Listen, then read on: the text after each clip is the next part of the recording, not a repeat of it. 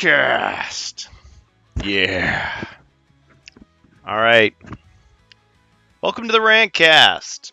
It is episode 79. We're starting a whole hour late. I almost didn't do the show at all. I was rushing to get home, and I just dropped something. Hold on, one moment. TheRantCast. Okay, you didn't see what happened. I had this stack of boxes. This place is a disaster area. I ran out of here, filled up my car, got on the road to GenCon. Not nearly as dramatic a story as Amalgamash on HeroQuest. He had a wonderful 2+ hour video of his first GenCon experience, which is definitely worth watching. Check it out on HeroQuest. But yeah, I had this stack of boxes that had been sitting there for, I don't know, 5-10 years, and it finally fell over. So I'll clean that up later. But yeah, this place, just boxes, bags, just way too much stuff. I just got to rearrange everything. But yeah, welcome back to the TheRantCast. We are back. Like I said, starting late. StrangeBus may or may not be able to join us, but we will do what we can. This is episode 79, and the title is... Let me get the title here. Oh yeah, and the music you're hearing is from Suno.com, created with the assistance of AI, arranged by TheStrangeBus. Now, the bus of Discord is now known as the TheRantCast Archive, or the TheRantCast Podcast Archive. Discord, and I've just got all kinds of stuff falling over here. Yeah, I'm just like really tired as well, so bear with me. If I misspeak, I'll just have to correct myself. But yeah, so just, this is like the convention hangover right here.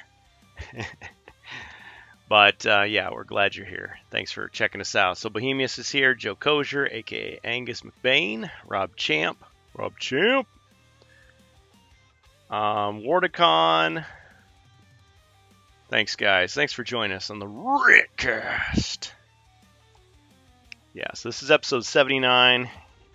The crew is in the house. Yeah. 100%. Okay, GenCon 25. Faux, FOMO, Flex. Yeah, obviously, I've been gone for a while. I've just been using a smartphone, trying to get... It's so slow. I'm so slow with it, I should say. But it's nice to get back to the computer. StrangeBus has been having his own share of technical difficulties, so we're live on Twitch. Twitch.tv/TheRantCastPodcast. Of course, you can find me, home of HeroQuest fans, XSC home of HeroQuest fans on YouTube. Twitch.tv/HeroQuest fans. And my co-host, who is not here at the moment, TheStrangeBus. Check out TheStrangeBus on Twitch and also on YouTube. Due to family stuff, he's had to rearrange his schedule a million times, so he sends his regrets, but he'll be here when he can. I'm sure he'll update when he can. He can speak for himself, but yeah, we definitely appreciate his support over the years, and you know, maybe he'll be a little bit less of a frequent contributor, but he'll be doing what he can behind the scenes. And if he shows up, I'm sure he'll have something to say. Okay, thanks, Joe. All right. So, here we are, the TheRantCast Podcast. So, this is episode 79. Like I was saying, GenCon 25, Faux, FOMO, Flex. So, I want to start off by saying it was a great convention. But my topics are all going to be GenCon focused right now. But what's the big thing I go for when I'm going to GenCon? Well, me being the proprietor of... I almost said proprietary. The proprietor of HeroQuest fans, I'm definitely interested in HeroQuest news. I want to know what Avalon Hill is doing with the new HeroQuest. I want to hang out with other HeroQuest fans, which we did. That was one of the best parts of the convention. But I'm definitely going to say a few things about the, shall we say, lack of access for media types like myself, you know, small-time guerrilla media, independent journalists, whatever. but also what praise for Avalon Hill and what they were able to do within those boundaries. Kind of some of my impressions of what went on. So obviously the focus was Crypt of Perpetual Darkness and Joe Manganiello. So I'm going to give my thoughts about him. And if there's time, we're definitely going to have questions. If anybody, so we are live in the HeroQuest fans Discord, the Quest Talk. So if we do have some other people who are there at the convention want to pop in, give their own 2 cents, I'm happy to hear it. If some people want to ask questions, we'll try to answer them.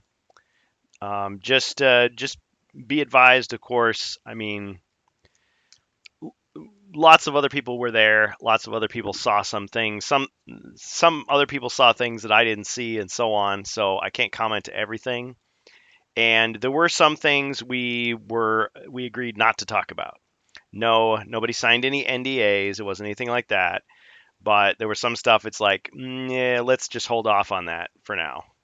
So we will get into it here momentarily. Joe. Yeah. So first thing I want to say, we did do some videos. I want to apologize, of course, first of all, to the community because this was a different kind of Gen Con than we've seen before. Actually, before I do that, let's see. Is StrangeBus here? No, he's not here. Fair-Weather Man is here. Hey, welcome. Wordicon, Rob Champ, Joe Kosher. Okay, well, I just want to say we usually started our shows off with like personal stuff, not to be dramatic or anything, but just to say how things are going. So, how am I doing? Well, I'm doing well. Can't complain. Things have been pretty good, for me. I've had a good year, employment-wise, family-wise. I mean, we had a death in the family, but everybody's moving on, doing the best we can, of course. I had rented a car to go to Indianapolis, which was the right decision. We had more room, more comfort. Well, it turns out I got my old car back to come home, and I immediately had car trouble. So I missed a day of work. Thankfully, I have vacation time to use. I mean, I hate to burn it like that, but I got to hang out with my family a little bit longer because of that. But as a result, I'm scrambling to get things caught up after that, and the repairs will be done next week. So because I'll be traveling back next week to get my car, I might not be able to stream Friday at the usual time because I'll just still be on the road.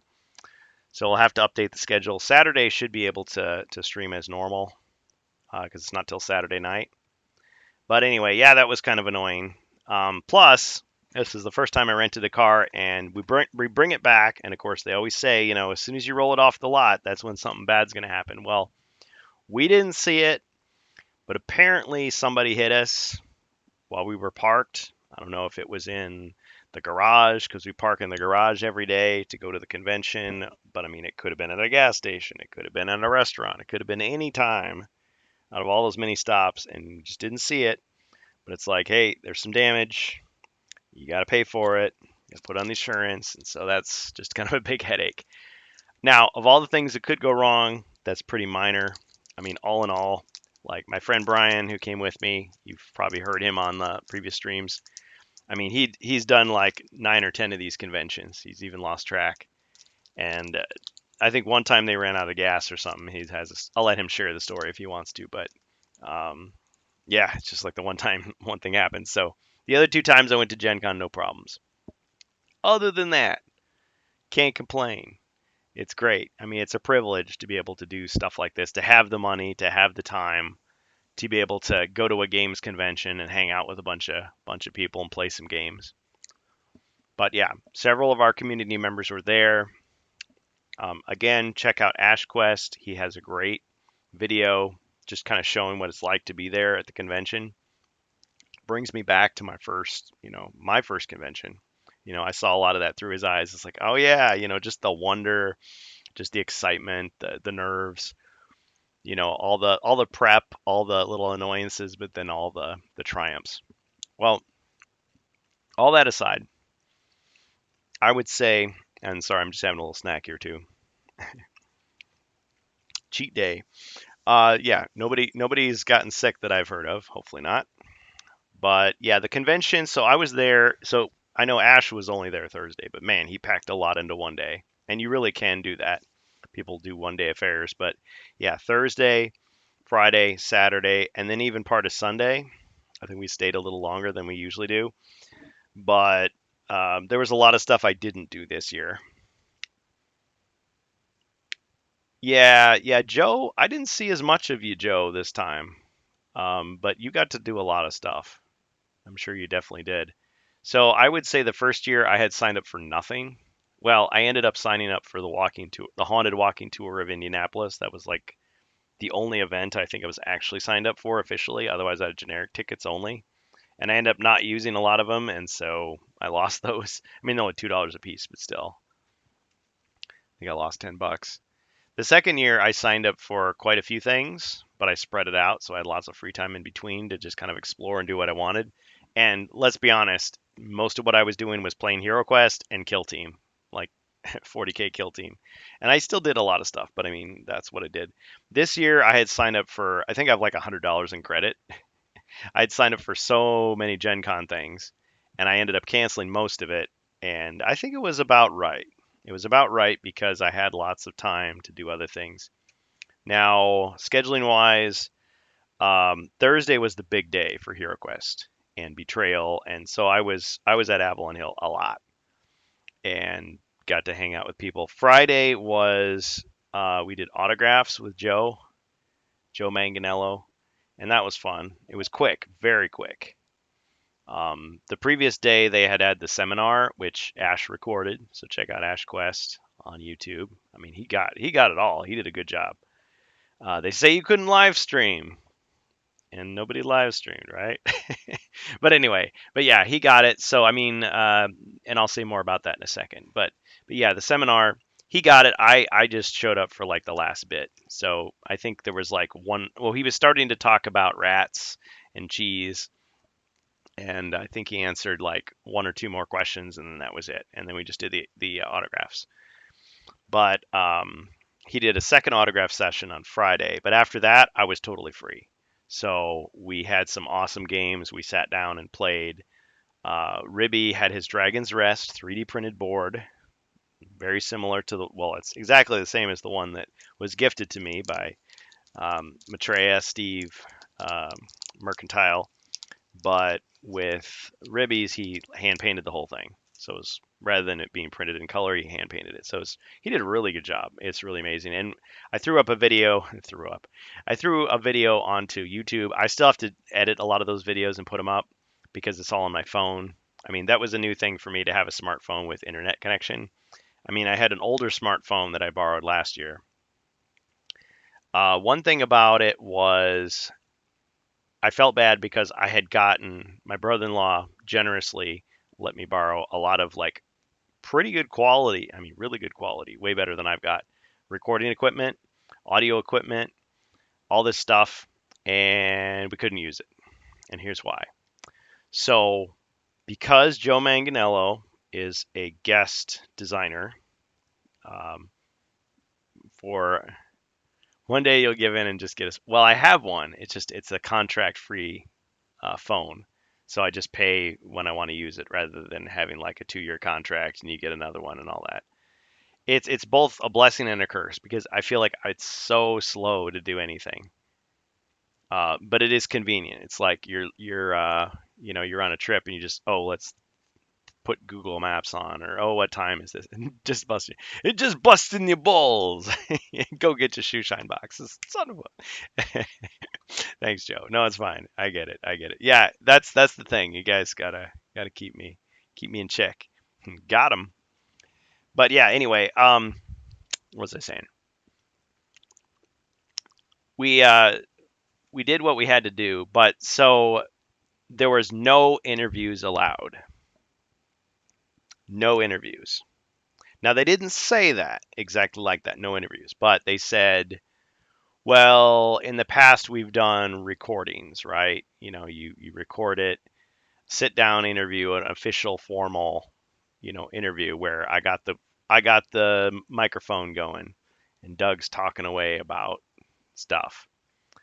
they wouldn't allow any of that. And I think it was because you had Joe Manganiello there. He's coming in from outside. He has a PR person that's like basically hovering around him, like giving him hand and arm signals, looking him in the eye, telling him what he can and cannot say. Now, during the presentation, the seminar, you had Eric Lang, you had Elizabeth, what's her name? Sorry, I'm forgetting her name. And then you had Joe. So three of them. And you had Patrick up there with his laptop, and then you had this other person who was, I think, just there that day, just Thursday. And we kind of wanted to ask, like, okay, can you just give us a statement? Like, what's the reason why we can't do these interviews? Not trying to start a fight with them, but just to say, like, oh, here's the reason why we can't do this. Because I had people messaging me saying, hey, when's the interview? What are you going to ask him? Now, I noticed I didn't get a lot of questions submitted to me. I mean, other than when's Wizards of Morcar coming out? Or, the kind of thing that you would think of, like, why weren't there more plastic monsters in the box? What changes have been made to COPD, Crypt of Perpetual Darkness, that kind of thing? Well, we know the answer to those questions now, but the whole thing was this was not a decision that, the Avalon Hill guys wanted, right? They didn't set out to, shut us down. Like at first I thought, was this something I did? Are they mad at me or are they cutting me off? What's going on? But you'll notice in Ash's video, like he's having a nice little bantery conversation with Doug Hopkins. They're laughing. They're talking about the travel and the excitement. But then as soon as he wants to get to something, Doug says something like, "And we'll just turn the camera off and go talk." I was like, "Oh, but see, that's what we all experience. You know, I'm asking for an interview. They're saying no. But just because you can't have a sit down interview doesn't mean you can't talk, right? And again, there was no NDAs or anything. But it was just like, I'll be standing there with Patrick. People are coming by. They're directing traffic, and we're just having a casual conversation. It's not an exact quote. I'm not running my tape recorder or anything like that. So that's pretty much how it was the whole time. So Joe's stuff was very screened. He had time to talk about it. I mean, he had stories to share, so it didn't seem like he was reading off a teleprompter or scripted points. But I mean, they obviously went over with him, okay, you can talk about this, but not this. And I asked him a question when I went up to get my autograph. I had a foam sword that I got for LARPing, but unfortunately the LARP thing we didn't get to. Now we did play some awesome laser tag, and we just decided, you know what, we're having so much fun with this, off-site, of course, at Combat Ops, not sponsored, because of the lousy laser tag. The official laser tag was so lousy last year. We were trying to find a place off-site, and so we did it. So we played a second laser tag, and because of that, we ended up missing the LARP. But I mean, I didn't get a ticket or anything. We were just going to show up. But anyway, I had this LARP sword, and I was in line. I was like, oh, I'll just have him sign it. So he wrote like, "To Kurgan, slay on." But I asked Joe just a quick question. I said something, I must have been nervous because it probably came across very mechanical, but I was just like, thank you for using your celebrity to promote HeroQuest to help bring this stuff out, And he's just like, thank you, just of course, you're welcome, or some just polite response. But I asked him, I said, so now that you've gotten your pack, released, would you do another one, or can we expect like a sequel? And he kind of like his head kind of darted to the side looking at the PR person. He's like, I can't answer that. Or don't answer that. And then they said, don't answer that. And he's like, I'm sorry, I can't answer that. So it's like, oh, okay. But I do want to add this little anecdote. So during the second interview or the second autograph session, I was going through the line, and so Rob Davu, I'm totally butchering his name, I'm sorry. But the Rob at Avalon Hill worked with Doug a long time. He did the artwork for the Rat and Candle logo, as Ash pointed out. Anyway, he and I were talking, and he and I were always bantering. Like he would always tease me about the number of times I was coming by the booth. Oh, here he is again. Cut him off. Don't give him anything. And then he'd just be like, just kidding. Here, take a couple more pads. Here, take a couple more things. I know you're going to be back for more. I'll just have more for you. Because there was no plastic dice or anything this time. They had the Adventure Design Kit pads in green, which are now scanned and out thanks to Rob. Thank you, Rob, for doing that. Because we have so many people begging for stuff, and people are already scalping the stuff, and those people are greedy and need to stop. So in the meantime, get the stuff out either digitally or we'll mail it out to you. Rob's got copies. I've got copies. We'll get them to you. And we're not going to charge you anything. If anything, if we charge you for anything, it's just going to be for the shipping. That's it. And honestly, it's not that bad. I mean, I guess if I have to send out like all 12 of these, it's going to be a little bit, but I don't mind. So just ask nicely. And unless we suspect you're one of these people who's going to just try to flip it for $50 or $100, don't worry about it. You can have it. We've got the pads. We've got the copy of the supposedly exclusive quest, and we've got a little fake flyer. So back to what I was saying. Yeah, so Joe signed my mythic box, which, I mean, that's nothing special. A lot of people brought their mythic tier boxes for Joe Manganiello to sign. And he wrote on there, to Kurgan and HeroQuest fans, I will have my revenge. I was like, really interesting. And there's a couple of different ways that could be interpreted. One, I had told him at some point, we may have kind of poked some good-natured fun at you. I have like 5 pads I can send out. Well, I have 12 total, so I could send out. Well, I gave one to my niece, so 10. I have 10 I could share.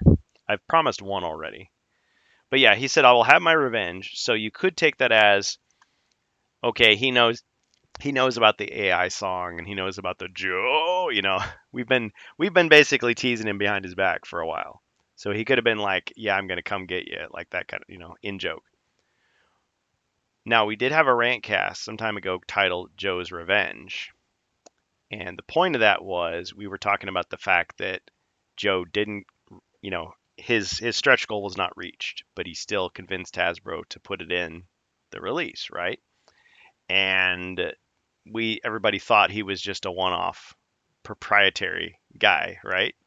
But then he gets it brought to retail. So he's like, he proved everybody wrong. So he's vindicated. And that's how we were saying it. So maybe he just said that. But he says, I will have my revenge. Like it's coming. So does that mean like he'll have his revenge on the fans? Or he'll have his revenge in the sense that we're getting a sequel? So my question that he couldn't answer, he could give a cryptic clue like, no, he really is planning to do some kind of official sequel or follow-up. So I don't know. I think it would be really cool to take it that way.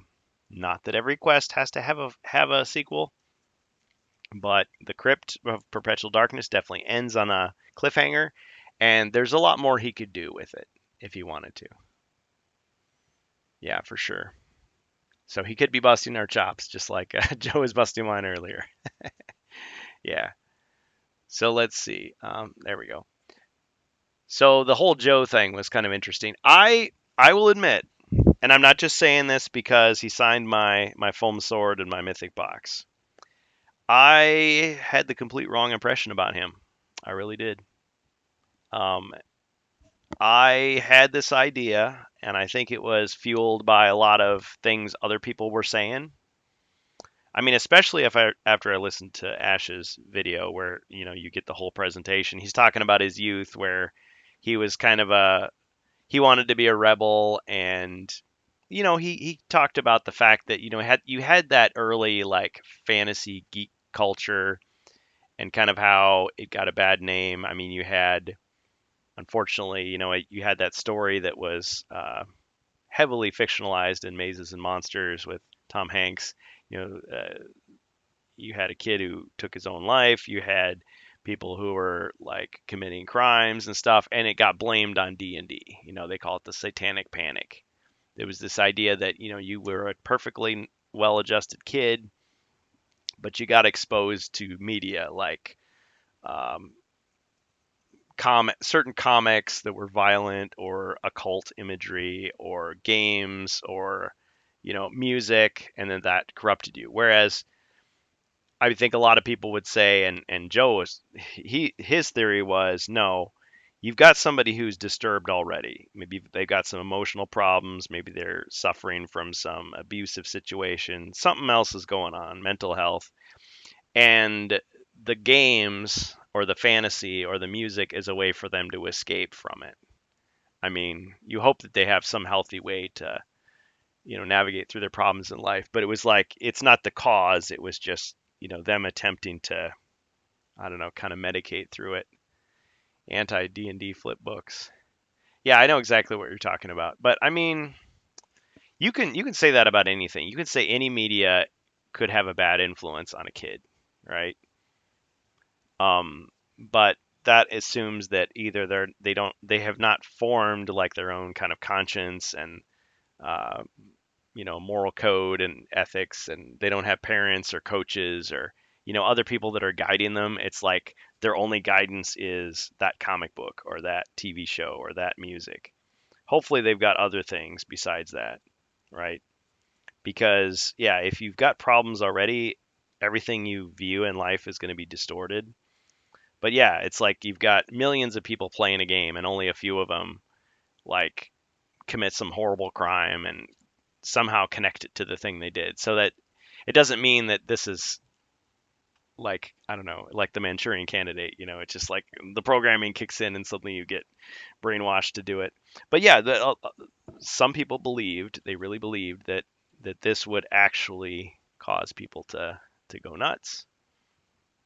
So he didn't take a lot of time to talk about that, but he was just saying how he was a fan at the time that was happening. So it was kind of an underground thing and kind of a rebellious thing too, really, because it was like, oh, everybody thinks that you're into weird, dangerous stuff, and you're like, yeah, I sure am, kind of play it up, even though to you it was just imagination.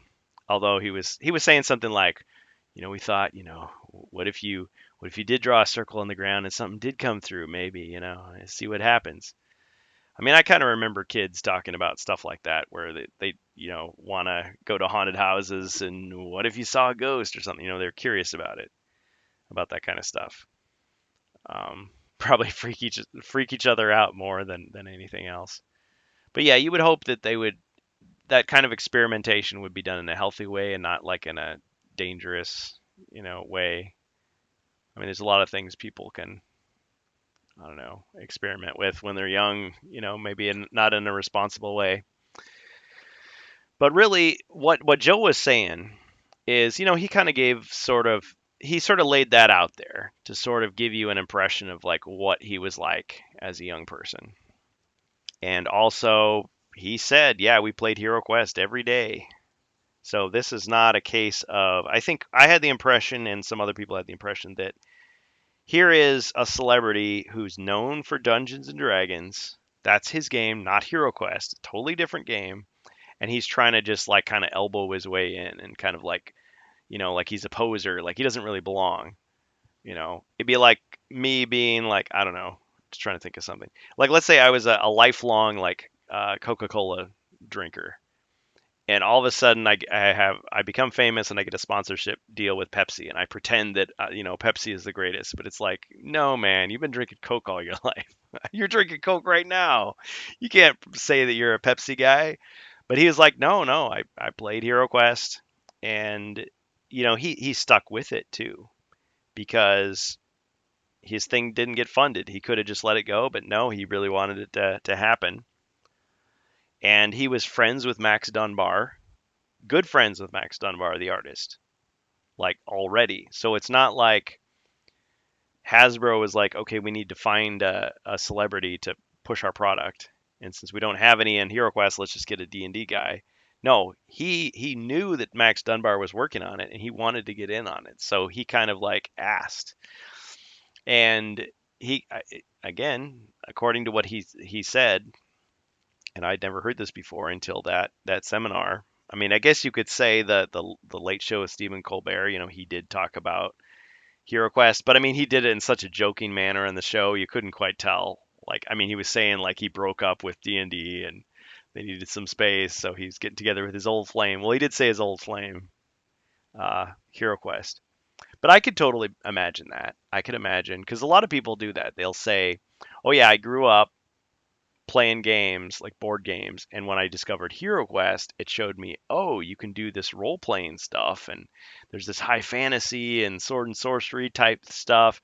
And then that got them into other things, like they looked at Dungeons and Dragons or Warhammer, and and then they left HeroQuest behind. That was like the kids game, and then the more advanced game became what they did. But it really sounded like it was a nostalgic thing for him to go back to.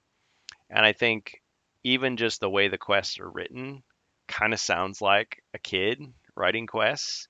So you could look at that as, oh man, what a newbie, he doesn't know what he's doing. Or you could look at it as he's just trying to recapture that mindset that he had back then of, oh, wouldn't it be cool if there was a dragon? Wouldn't it be awesome if you started out in a tavern? That kind of thing. We didn't get a chance. I did not get a chance to ask him any questions at the Q&A. Ash asked a question. So the whole question of, is one of those characters like his character from D&D didn't come up. But I believe him now when he says he's a HeroQuest fan. And he seems to be in it, and it sounds like he wants to be in it. So I can't fault him there. I say more the merrier. I would look at it just like any other person who's writing adventures.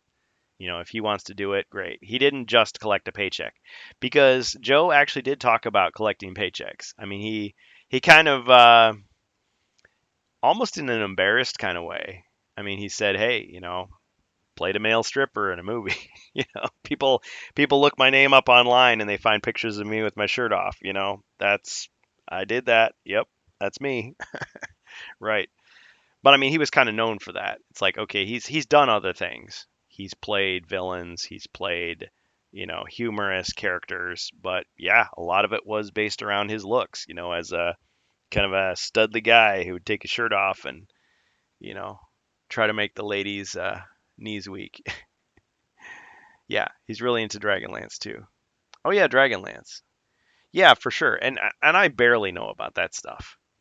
But I think this idea that he was never a fan, not true. So some other things that were cleared up. So I talked to Rob a lot this time. Again, off the record, not off the record in the sense that I couldn't tell you, but just like I didn't have a microphone in his face. I didn't have a camera on him, but I'm allowed to share this. So here, let me paint a picture for you. This is what it was.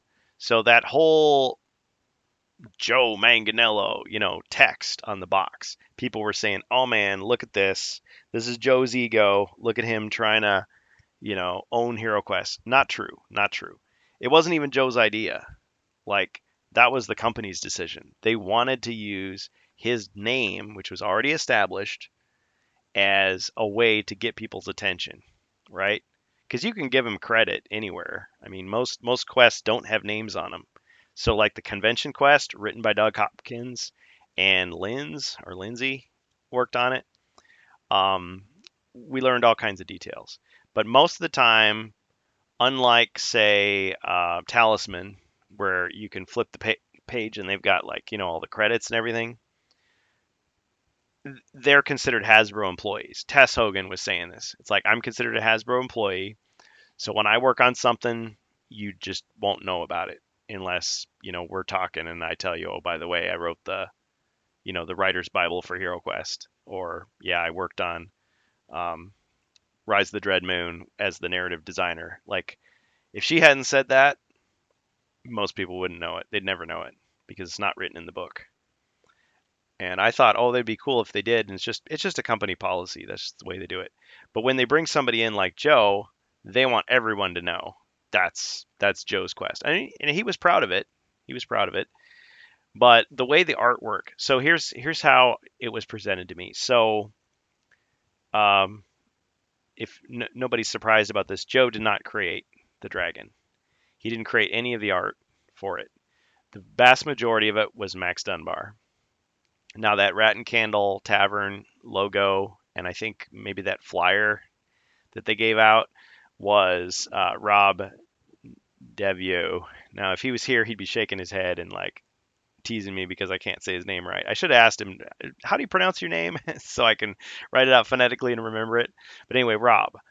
Rob does that art. So most of it's Max Dunbar, some of it's Rob.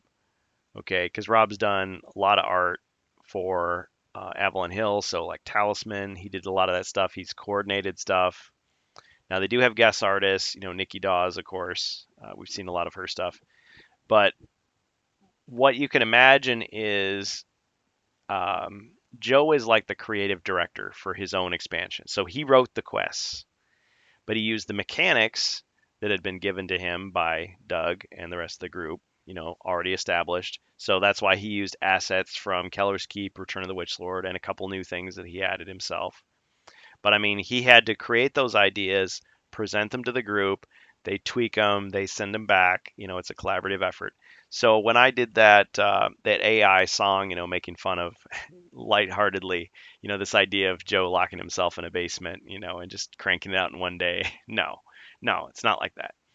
They would go back and forth until they had something that, seemed to be what everybody was happy with, and then just put that out there. Now they had to do that during the HasLab campaign. So now we didn't get to some of the other complaints people were making. So one of the complaints was that the dragon is too easy. He was 5 body points, which a lot of people were saying, well, that's kind of weak for a dragon. A final boss, really? But now he's down to 4 body points, so just barely more than a Chaos Warrior. It's like, that seems kind of easy. But then we were speculating, and I asked this in the Avalon Hill Discord. I don't think we've had an official answer yet, unless maybe Doug has answered it already. But this idea is that, okay, we've heard this before in the conversations with Doug. Is his idea is the whole problem with HeroQuest is there's all these expansions, right? There's all these quests, and people want to like play them all. But the realistic thing and the unfortunate story is that most people don't have the time, right? You get a group of adults, especially, together, and okay, guys, we're going to play 100 quests. Yeah, right.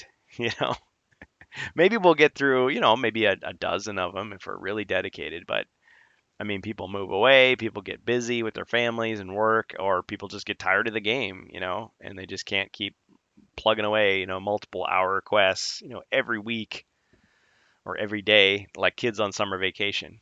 I mean, how many of us kids went through all the quests that were available?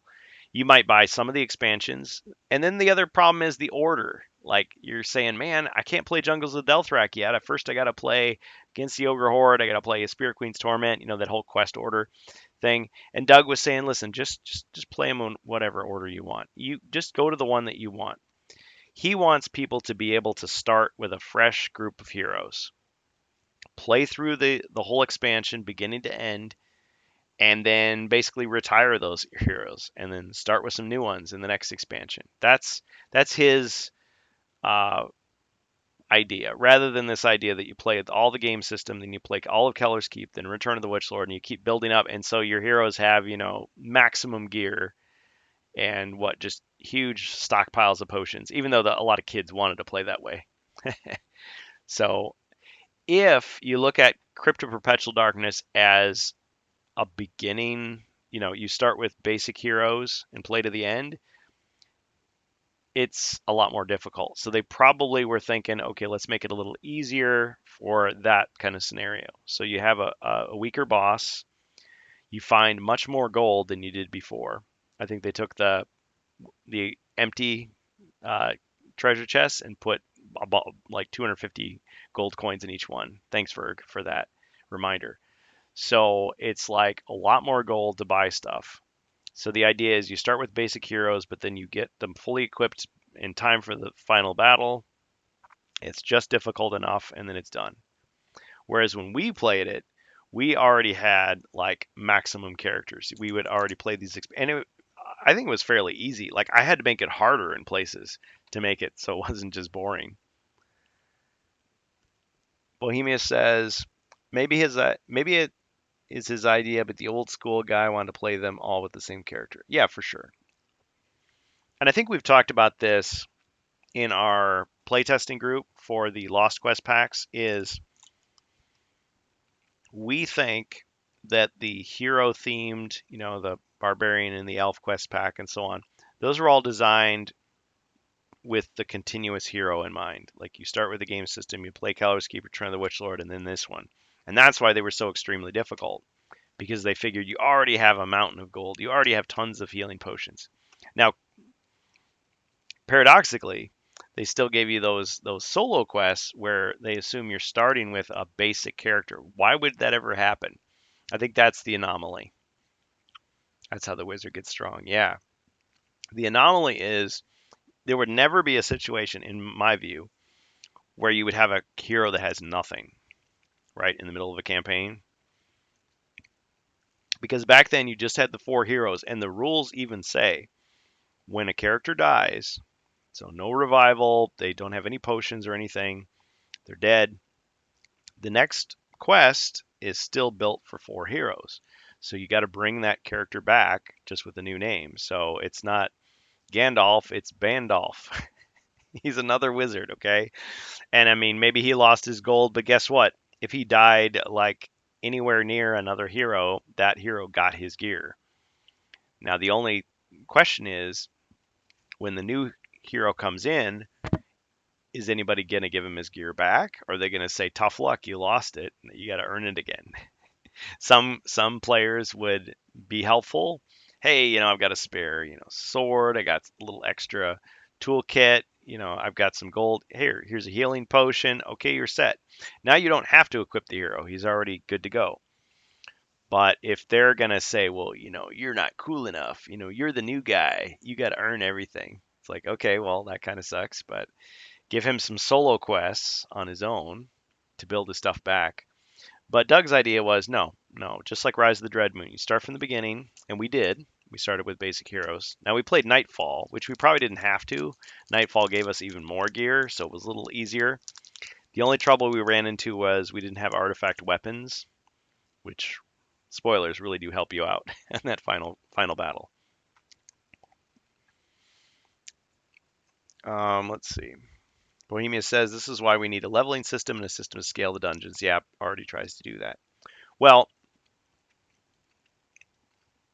so acknowledging what I think the strategy is for the nerfs, let's say, in the COPD retail version. I mean, it's easier. You can still play it the way it was originally intended. I think the most complete version would be the old version because there's that quest. It's quest 3, I believe, where they use the Keller's Keep tiles, which don't really change a whole lot. They're basically just visually there. I mean, when I played, I put little things, you're at the top of the stairs versus the bottom of the stairs. It affects your line of sight, your visibility. But I mean, you can make the cliff like, oh, maybe you're gonna fall off or something. You have to roll. But I mean, it's really just aesthetic. But it's a little more boring without that stuff. But I mean, like the entrance and exit doors. Like if you have any other expansion, you can pretty much just put those in there. But I mean, if you open up the app, you'll see it has the iron door with the skull on top. Even though it's technically not in the box, there's only a dragon and some dice as the only plastics. The leveling system. Oh, yeah, Fair-Weather Man's comment. Let's see. A level system is dependent upon a campaign adventure across multiple expansions, which is why so many of us superfans homebrew one in. Yeah, and Doug has talked about that, but so far we haven't officially seen it. Oh, just got a little message here. Let me just double check what that is. If that's StrangeBus messaging me. Sorry, guys.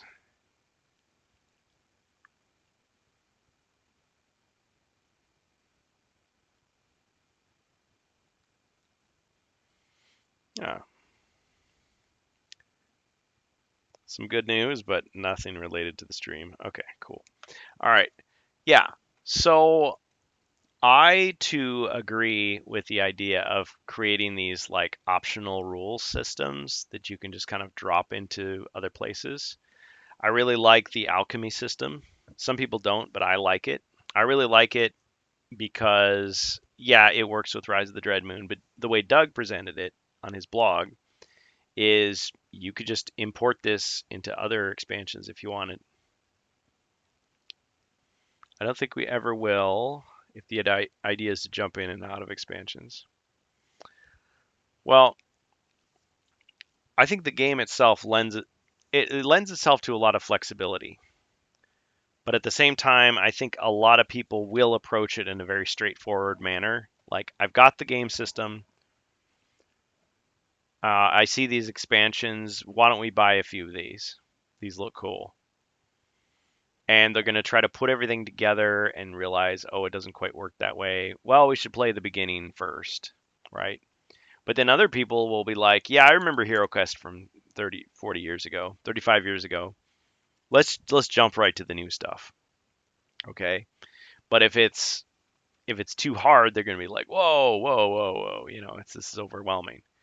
But I think most of us understand the concept of, well, if this expansion is too hard, there's ways around that. One, get good.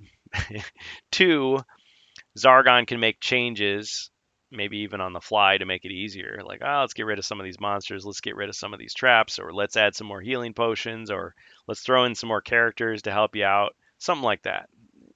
Adjust the difficulty. Another one is it takes longer, but just say, okay, well, just play another quest before this quest so that you can gather some more gear, get your bearings, practice, learn the rules a little bit better, then continue on, just do like a prequel quest. But again, the problem is not everybody has time for that. This may be like the one time you're getting together for a long time to play, so you want to just get right into it, right? You want to get right down to the fun part. I don't want to play all these training quests. I want to just, boom, go for it. It's like, okay. And your level of experience may vary as a GM. Well, one thing you could do is say, oh, if this is the hero's first adventure, do this. If they've played before, if they have some stored gear, do this. Just like a little note to Zargon, just a little guide, a little hint. And I think we did see that because in the quest that was shown at GenCon, which actually is not a prequel to First Light. I mean, not strictly speaking. It is a prequel, we think, to Wizards of Morcar. Yes, they artfully dodged every time we asked about Wizards of Morcar. We can't tell you. We can't tell you that. We all know it's coming out. Groshok is the name of the orc shaman, and he is mentioned in the concluding notes of this quest. Let me see if I can find the image for you, because it's been leaked, thankfully.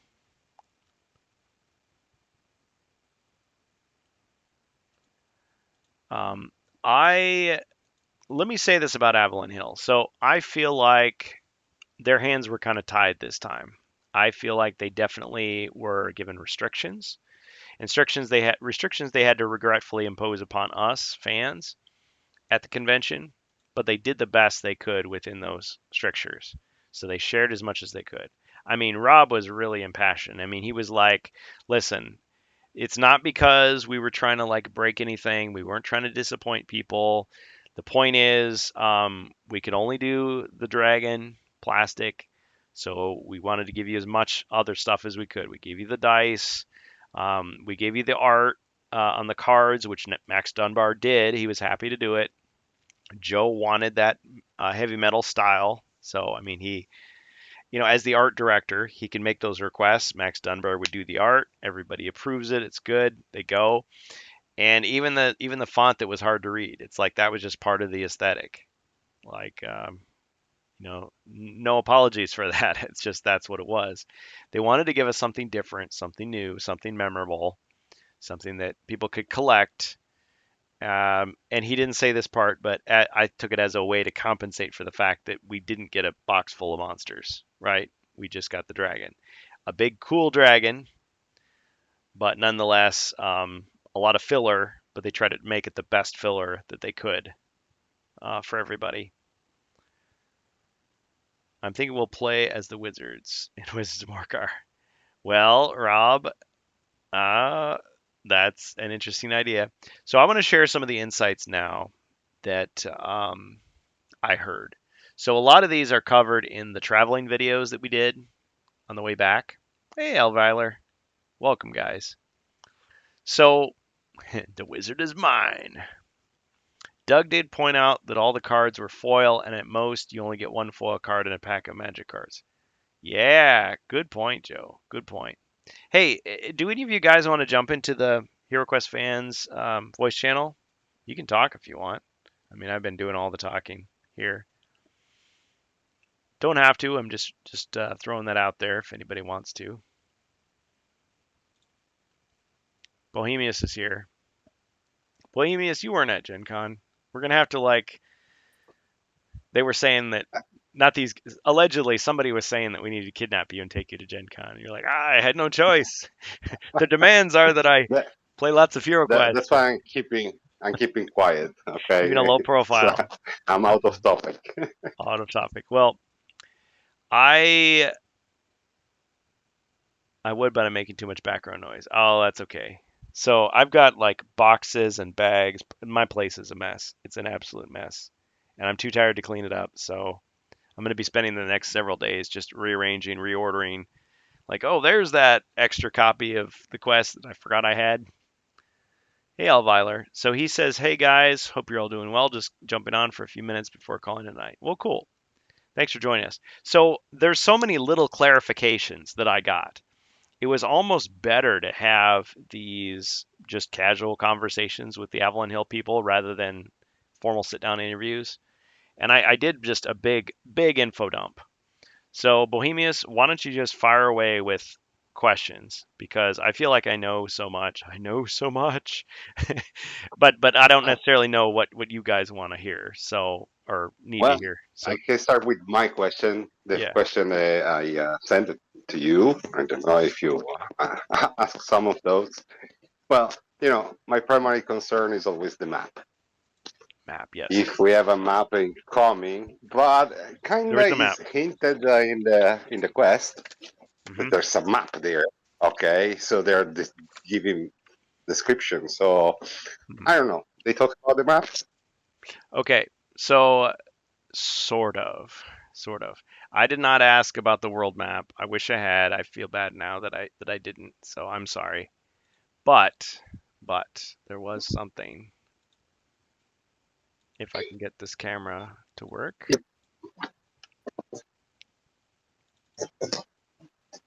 No. Okay, let me try this other camera. Okay. So where is this camera? Okay. All right. This thing. I'm trust that you've seen this already, Bohemius. This this GM screen. Yes. Yeah. So you guys have already deciphered. Like I swear we were just it was the file was still uploading and you guys had already figured out like what all the text said. I love it. You're like, "Oh yes, I was Arj, already Naj, with the Daj." microscope. Yep. You figured out everything. So this GM screen, people are selling this apparently for $200, which I think is absolutely disgusting. Don't be that guy. Don't be that person that sells it for that. I mean, don't sell it for any price, I would say. Just give it away. But I know there's people it's like, "Oh, it's a convention exclusive." Well, so this is I was a little bit unclear. Did Stephen Baker do this? But Okay. To me, the connection with Stephen Baker is the front part. Okay, the one with the map, because the style is so similar to Keller's Keep. Remember the three token of the map? There's a map. yeah, it's a map of Based the on dungeons. Yeah. the map of the dungeon, the little map of the dungeon. The style is so similar that could be a drawing from exactly Yeah. from Baker. So he could have had a sketch like in his notebook and they turned it into a painting. Yeah, Yeah. yes, it's possible. So if you have the box with you of Keller's Keep clothes with the map and you put it side by side, you see what I'm talking about. Ah, I saw 400 next year. Oh, sorry. Elvira says, sorry, I missed everyone at GenCon. Wish I could be there someday, maybe. Be nice to get hands on some of that great swag. Yeah, the giant dragon. Oh man. Yeah, I really like the metallic dragon as well. By the way, if I just reverse this image, will I see the mirror writing? Is that what it is? Is it? Okay.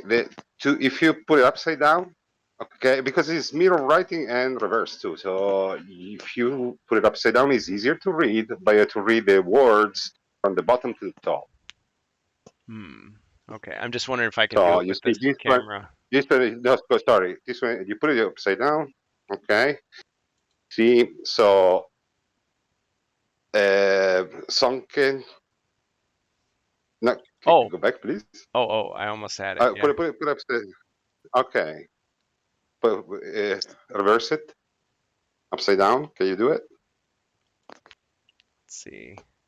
Oh, flip vertical. Keep, yeah, okay. If you see, is sunken city, oh, but it's upside down right now. Oh, okay. Uh,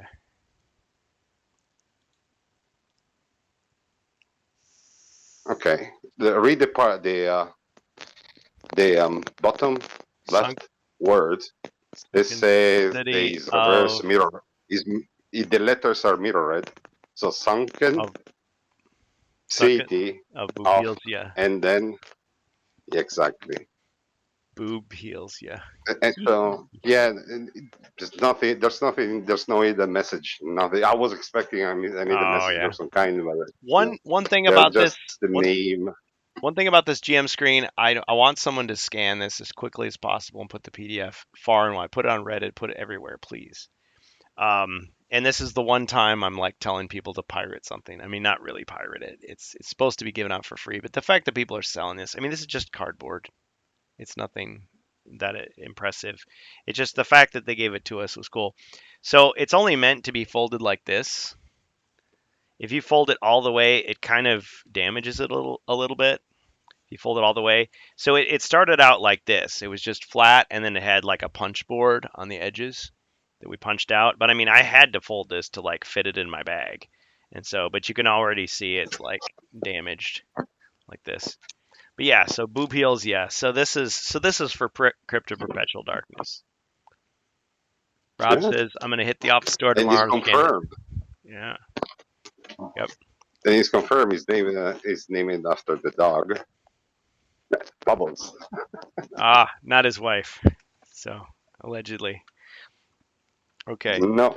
Yeah, don't look the dog in the eyes. So, it's too bad Ribby's not here. Like Ribby got attacked by the dog. I know I'm saying that in like a real. We are not entering into legal proceedings with Mr. Manganiello. But no, Well, spoilers. the dog nipped at him. The dog nipped at him. He's like, whoa. I mean, no blood was drawn, but it was just like, oh, okay, this tiny little like yippy lap dog. It's like, give me that sword, Kurgan. He's a Sword, goblin. Kurgan, toss me the sword. Let's slap. He, he's a goblin. Joe leaps over the table to defend his little pooch from crazed fans, and a brawl breaks out. No, I'm kidding, totally, but a little goblin. Yeah. After all the remarkable rims and cool coasters and magnificent magnets, this is the thanks he gets. Yeah, Joe says I folded mine to get it home too. I'm mailing out another one to someone, and I had to fold that one too. So Brian, who got his signed, like the corner of it like ripped, uh, like right at the seam and came off. So that'll happen. So yeah, don't pay $50 for this, please. But yeah, as you can see, I've got two. I've actually got three of them, so I could give two of them away. I've got like 10 of the pads. I don't know how many copies of the quests I have, but I was just going to go through and just kind of show you. So this is my faux flex. But yeah, go ahead, Bohemius. What are some other questions that you had? Well, the other one you already answered the other day, but it was who's the author of the cover of Jungle of Death Park? You say some part, right? we were thinking it was Dolls, the artist. Nikki Dawes. What did I say? Because I don't remember answering that or not. You told me there was Dunbar for Dunbar. Yeah. Oh no, for that's Douglas. correct. That's correct. Yeah. And it's not Doug Hopkins on the cover, but he was really flattered by that. He's like, "Oh, you guys, he's got I can't do his accent, but he's like, "Oh, you guys think I'm a big berserker, the big flowing hair and his bald head, he's kind of chuckling about it." So, I'm just like, "Look, no, we're trying to figure out." But he did share a little anecdote. Apparently for Talisman, the fifth edition talisman, the monk, like his pose, like he's reaching out with his palm or something, like a blessing or something like that. That was Adam Glick. So Adam Glick is still with the company. Thankfully, the layoffs did not affect. Because somebody mentioned him in the past tense, and I'm like, oh, he was like, oh, it's like, no, he's just in a different area. Because a lot of people have been shifted around, but apparently somebody just said, we need a pose for the monk. Adam, can you do like kind of put your hand out? And he did that, and they're like, perfect. And so he is the monk. So I thought that was kind of cool. So sometimes they do that directly, base it on people in the office. But yeah, to Kurgan and the HeroQuest fans, I will have my revenge. Joe Manganiello. Thanks, Elviler. Appreciate you stopping by. Yeah, I can't wait to see your next update. Why did he have his dog there? I don't know. Emotional support animal. I don't know. I mean, as a younger guy, obviously he definitely relied on his studly, manly looks, but maybe he's using the cute animal as a way to further ingratiate others, or maybe he just couldn't find a pet sitter. Some people are like that for protection. Ruby's getting a little too close. Nips at him. No, stop it. Of Yeah, course, I have questions about um, Wizard of Mortar, but yeah. you already told us that they don't answer. Well, they But did and they didn't. So Doug said, and this is such a Doug thing to do. He has a certain like way of presenting things. Like he'll look at you very intensely with a big smile on his face, and you'll ask your question, and he'll kind of like look up and kind of like chuckle, and he'll look left and right, and he'll say the thing, and then he'll just kind of like turn his head like up at the sky, and he'll like turn around right around and just walk away. So it's just like, okay, that's all he's gonna say about it. But he said, and Carmine, Chris, just like that, and Carmine, Chris, already spilled the beans on this to you, so I don't have to tell you.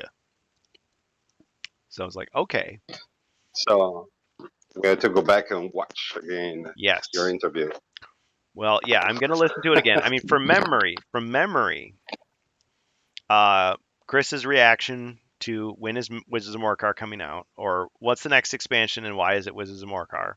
And he said, I don't know what you're talking about. And then he said, well, if we did do it, if we were to do it, I think what we would do is there were only 5 quests. We would expand it out to 10, and we wouldn't release something that wasn't play tested or broken.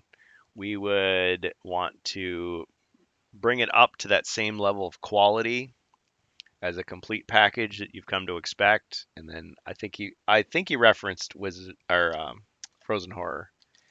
But yeah, you could see like exactly how he worded it because my memory is not perfect. But it was something along those lines. So I mean that's good, right? Some other things I learned. I'll or did you have another question? Go ahead. Well done. Other thing, I want to connect the other interviews, the one made in Luca last year. Oh yeah. Uh, okay, where he talks about uh, the wizard.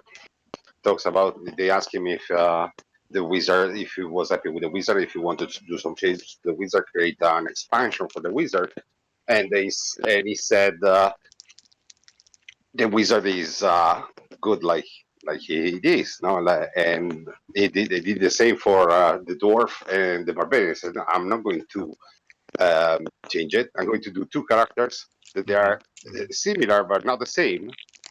Okay, Hmm. for uh, for Jungles of Deathrock. Hmm. So they are a good a good choice.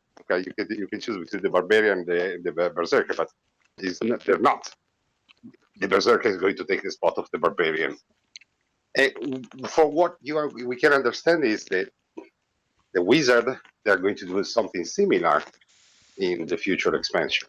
A Did they wizard-like talk character. about a Yep. new spellcaster? Well, let me get into that part. So I'm definitely wanting to do a real interview with him next year.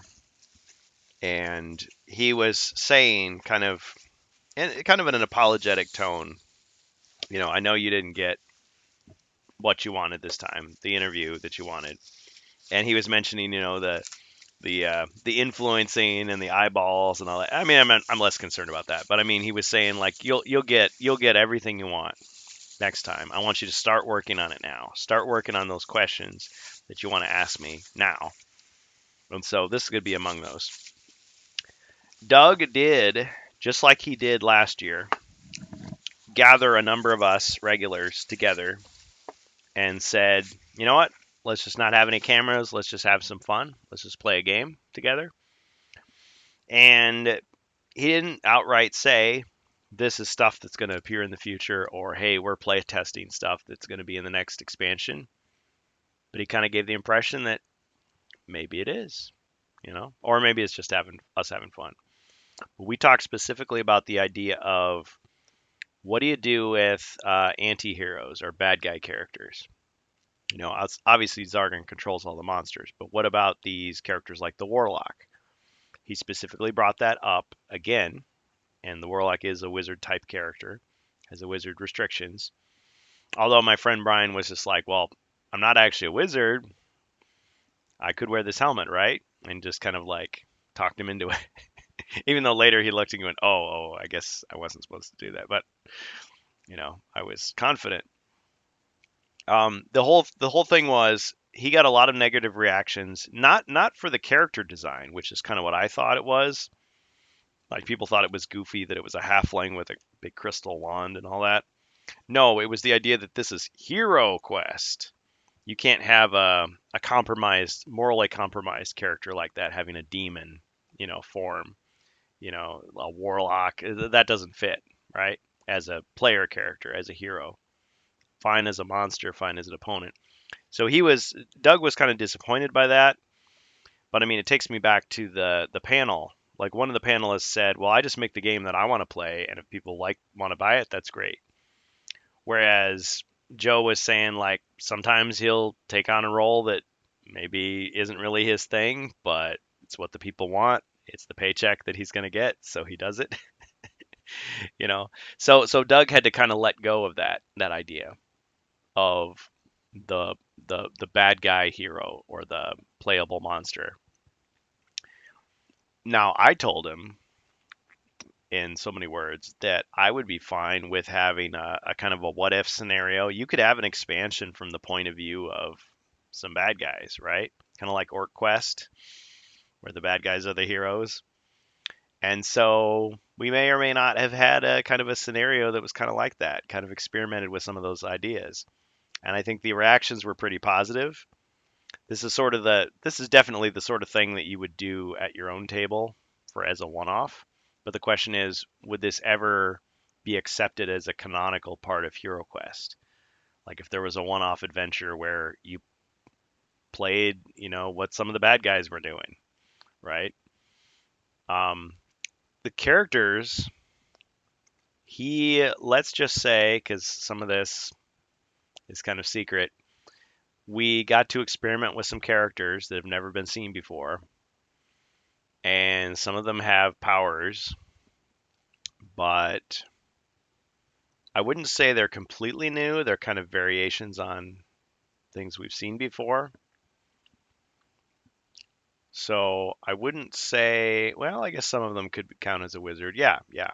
So there are new wizards being worked on, but what form they take is a good question. Okay, no, because I have my head is going around the idea. Okay, after all this information, these inks they have been dropped, whatever.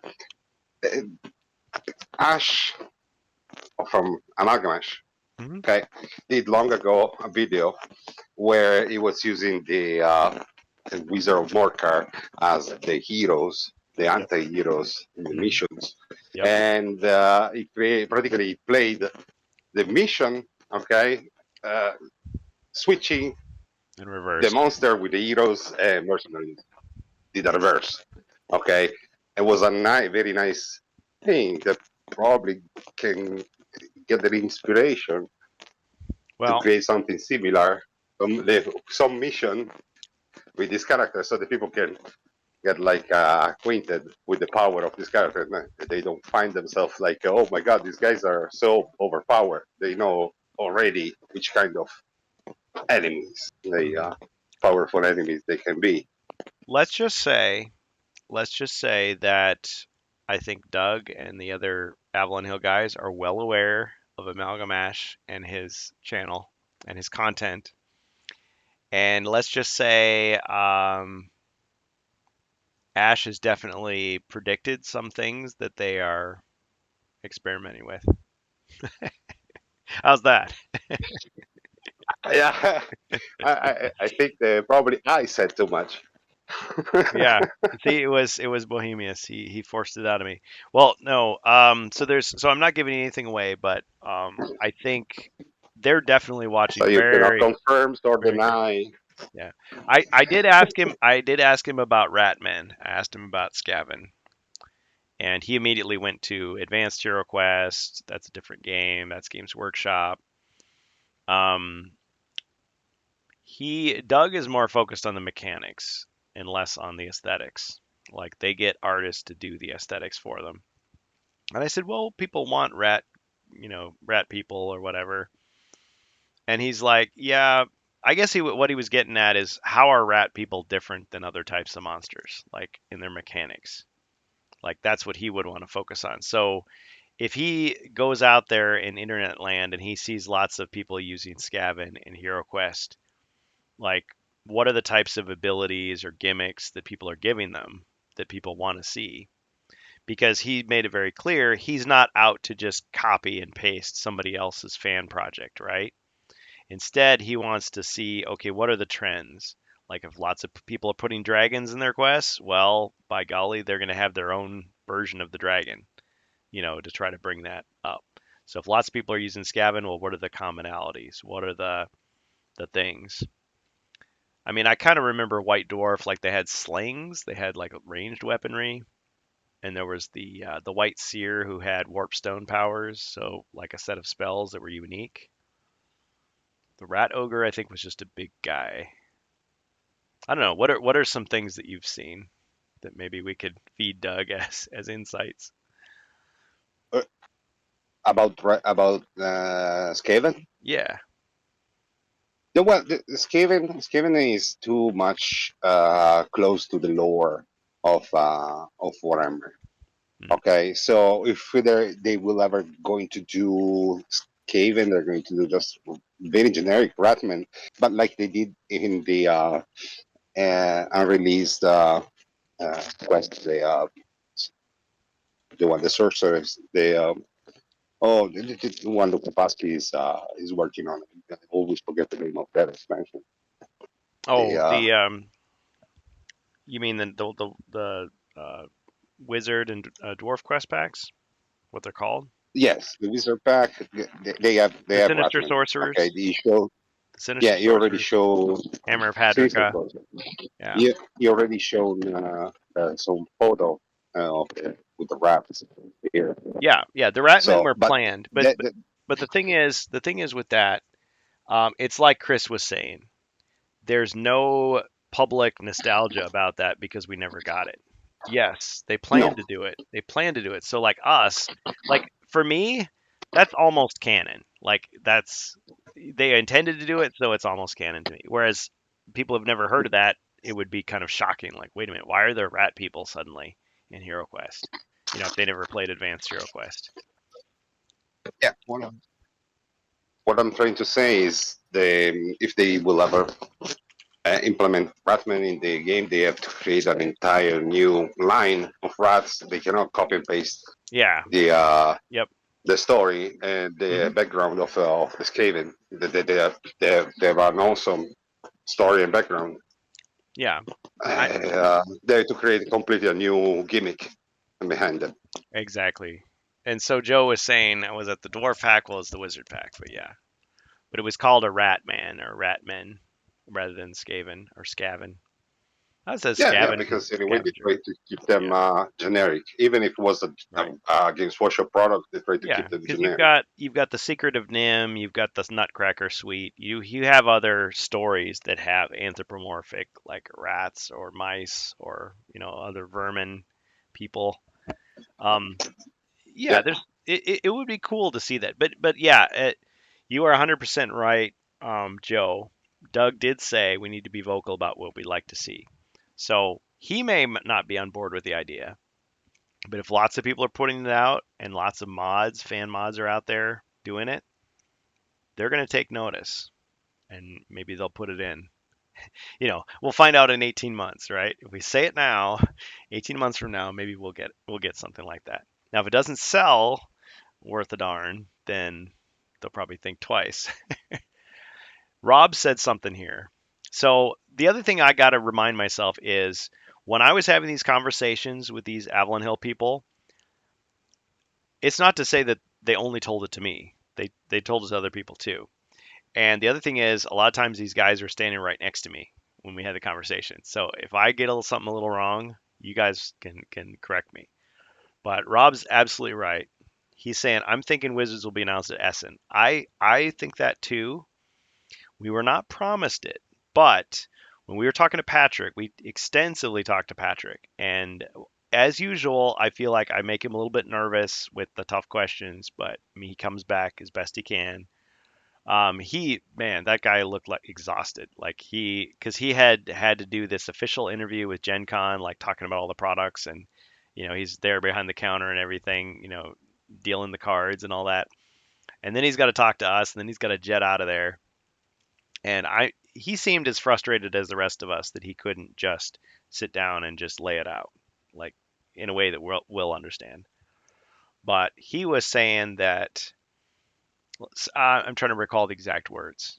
Obviously, it's not going to be an exact quote, but it was something along the lines of, "Well, when's Wizards of Morcar coming out? No, seriously, tell us when it is. Like we know it's coming out. Come on, just give us something we can." And he's just like, "There's no new expansion announced at Gen Con. I'm sorry, we can't. We're not announcing any new one for HeroQuest."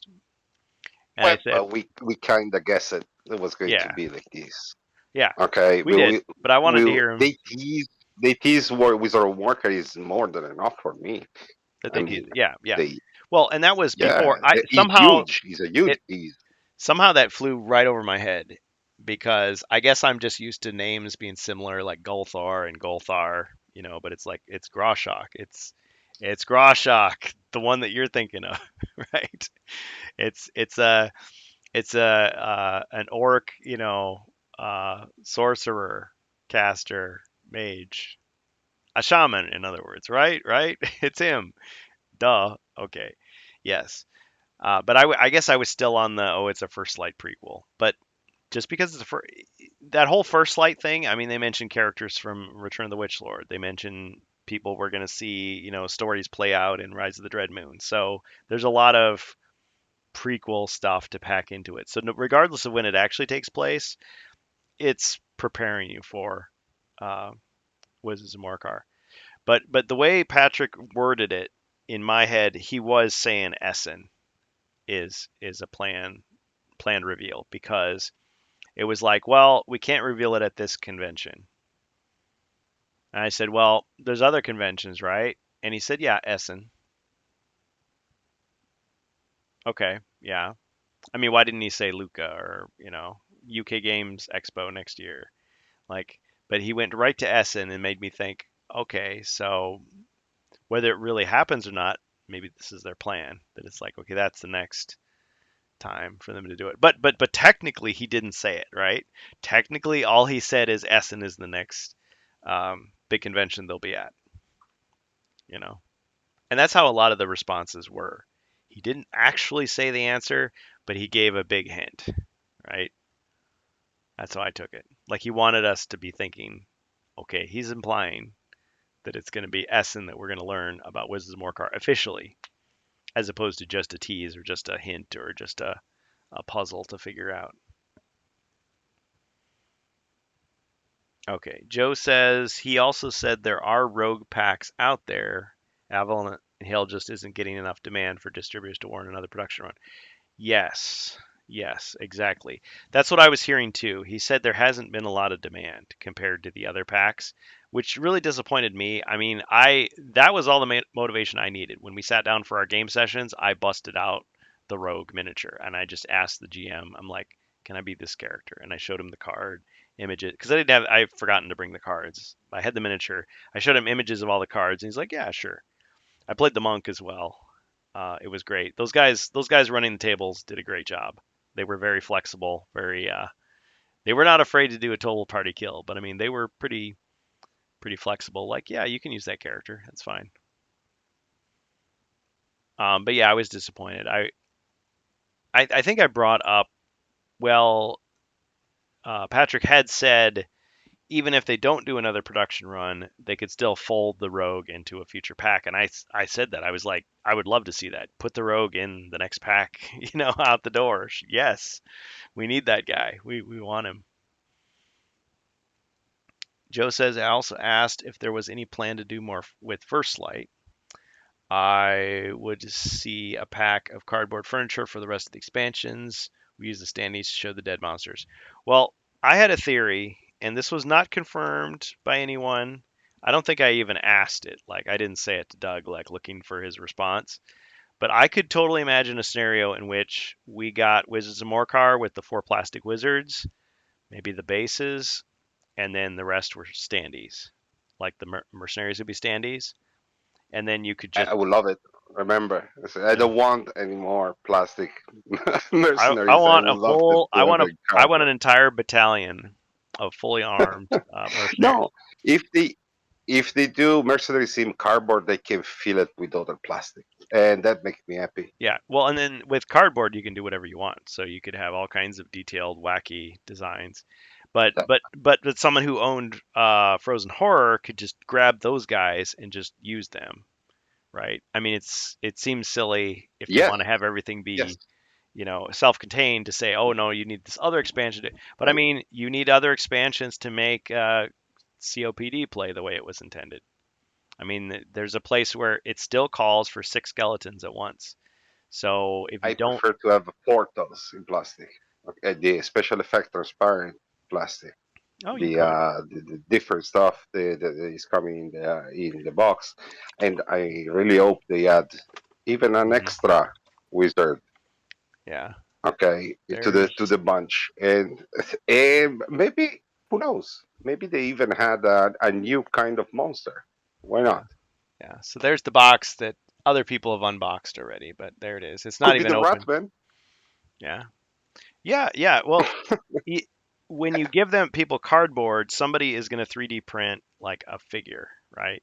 Or somebody's going to proxy a figure. But they could have, yeah, a deluxe version and not. But Patrick basically said, listen, the situation's unfolding. They're in the process of adapting to the new market realities. And you're probably going to see more cardboard for a while. At least for a while, you're going to see more cardboard. But I mean, we've already seen that they can do cardboard and they can do it well. I mean, the original HeroQuest, the furniture was half cardboard and it looked great. So, and most games are not all plastic like that. Um, most of them are mostly or totally cardboard and paper. It's just that yeah, we've been really spoiled with HeroQuest over the years. So I would prefer they not go that route, but at the same time I could totally see it and I could see it being pretty okay, you know. Because yeah, you could still just like with the Elven furniture, how they split it up over 2 expansions. Like, why not give us all of it in one box? But they didn't have to give it to us at all, right? It's just you could swap it out and make it more thematic, especially if you're painting it. Joe says, oh, yeah, talking about we use the standees to show the dead monsters. Yeah, a lot of people did that. I was surprised about the quest that they showed at the convention. I was assuming this whole time that it was taken from Stephen Baker's notebook, right? Because he was saying that he'd written other quests. He would like to do more, like or release them as a follow up of some kind. Um, but no, it was Doug Hopkins. It's if you look at the quest, it's anonymous, but it was written by Doug Hopkins and Lynn's worked on it, or Lindsay. I keep calling her Lynn's. I can't remember some of the people's names. It goes in one ear and out the other. I'm not trying to be disrespectful. It's just yeah, I just forget. Sorry. But the actual quest. So I'm about to show some spoilers here, guys. Big spoilers. And this is scanned. Thank you, Rob Champ, for scanning it, putting it out there. But this is the quest. Dread on the Horizon. So we got online quest 004. This is not in the app yet. But yeah, people are selling this as well, which is disgusting. Don't do that, please. Because I'm pretty sure, does it say on here, not for resale. Let's see. Not for resale. They do not intend. But there it is, Groshock. Looks like Groshar, but it's Groshock. I don't know why it's not. Autofocus is not working today. Yeah. But here's something that I really like. I really love this. Optional rules. This is something I've been asking for a long time. I complimented Doug on this. I'm like, listen, this is the right decision. Because yes, we experienced players and experienced GMs know you can change stuff on the fly, tailor it to your audience. But just saying like, oh yeah, for a greater challenge, do this. For a lesser challenge, do this. Um, if this is their hero's first quest together, blah blah blah, do this. Encourage them to role play if they want to. I mean, that's all great stuff. I like that. I like that. And look how small it is. Spoilers, but yeah. So there it is. But anyway, the paper is kind of a shiny quality to it. I mean, this is almost as good quality as the stuff inside the actual booklet. Sorry, I was having a snack there. There was an errata on there, an official errata. Let's see, did I bring it with me? I posted images in the Discord, but it's meant to be an undead goblin as the wandering monster. And there's yet another variant. So if Kurgan is in the quest, the wandering monster is that I lose 1 body point. Got him. Okay, and then here was the other bit of swag. So this rat and candle. So this is art designed by Rob Devio, however you say his name. I'm sorry, Rob. That guy gave me such a See, hard time. I requested more grog and they give it to me. Yes, it's not more car, it's more grog. And cheaper. Yes. So Bohemyus, here's your shout out right there. 1 gold piece. 2 frothy mugs for the price of 1. Just don't overdo it if you're saving the realm tomorrow. Heroic brew. Put a spring in your step. Yeah, so I love this little thing. This is like that armory with the Black Friday sale. It's the kind of stuff that Yeah, mutton and carrots yeah, but stew. Sounds pretty good. So Cimarron it's Avalon amazing. bite. My chicken leg. And see, this is probably what they had for lunch while they were writing it. They had stuff. Druids got to eat too. Fried soybean curd on a stick. House rules. Absolutely no casting. Ball of flame, fire of wrath, or the like inside the restaurant. This place is built like a tinderbox. You gits trying to roast us all? Gits. Give me think of The Cockney Orcs in 40k. Swords stay sheathed unless someone says something about your mother, your lady, your feller, or your hairline. No refills for spilled ale. If you can't keep it in your mug or your mouth, pay for another, take your leave. Great stuff. And then on the other side, a guy who looks suspiciously like a certain Joe of Manganiello, Joe Mangello. No, it's Manganiello. He always makes fun of the fact that people can't say his name. So Lance Lutenthal, the pensive bard, performing his one-man show, The Legend of Rogar the Barbarian. So yeah, don't pay for a scalped copy of this either. It's kind of a thick card stock. But yeah, if I've got at least a few of these I could send out. But yeah, somebody has scanned this already. Somebody named Rob Champ. Rob Champ. He's the champ. So as you can see, look, cardboard, paper, no dice. We've got dice in here, of course, black dice. What were some other things? Let's see. So yeah, so Patrick gave a lot of hints to us. So let's look at the character pad that everybody's not character pad, adventure design kit. According to, I'm trying to think now of her name. One of the women there. It wasn't Trish. It wasn't Tess. She introduced herself twice to me. I feel so bad. I'm sorry. But anyway, she was saying, hearing some echo there. Somebody's microphone. Sorry. She was saying like these aren't not as popular with the European fans. I guess because you guys have the real adventure design kit. But yeah, it's the same as last year, except instead of purple, it's green. It says 2025 on it, so it's not worth $50. Please don't pay that. But if you flip it over, yes, you do have the cavern board once again on there. And once again, the icons are mostly scaled too large, so you're just supposed to like sketch them on there. But yeah, so you get a pad of them. But they apologized profusely last year because they had hardly had any pads. So like influencers got first pick, but this time they were just stacks and stacks and stacks of them. So they are not rare. Okay, these are not rare.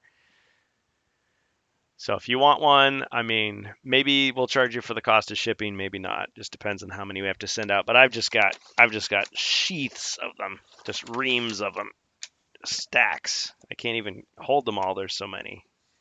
But yeah, I've just got like all of these. Some of the other swag they gave out, again, a lot of cardboard. So this Cosmo Lancer, Doug was showing me how to play this. Of course, he was kind of also having a conversation with me about stuff too. But it was like, it's like okay, it's a game about photography. I didn't know that. And it's pretty simple to learn, pretty easy. Of course, then Life in Reterra, Eric Lang's game. That little thing, if you're into that. There was one of those Dread Sorcerers, like one of these guys in dark green, that a lucky person did get, but it looked like they only had one.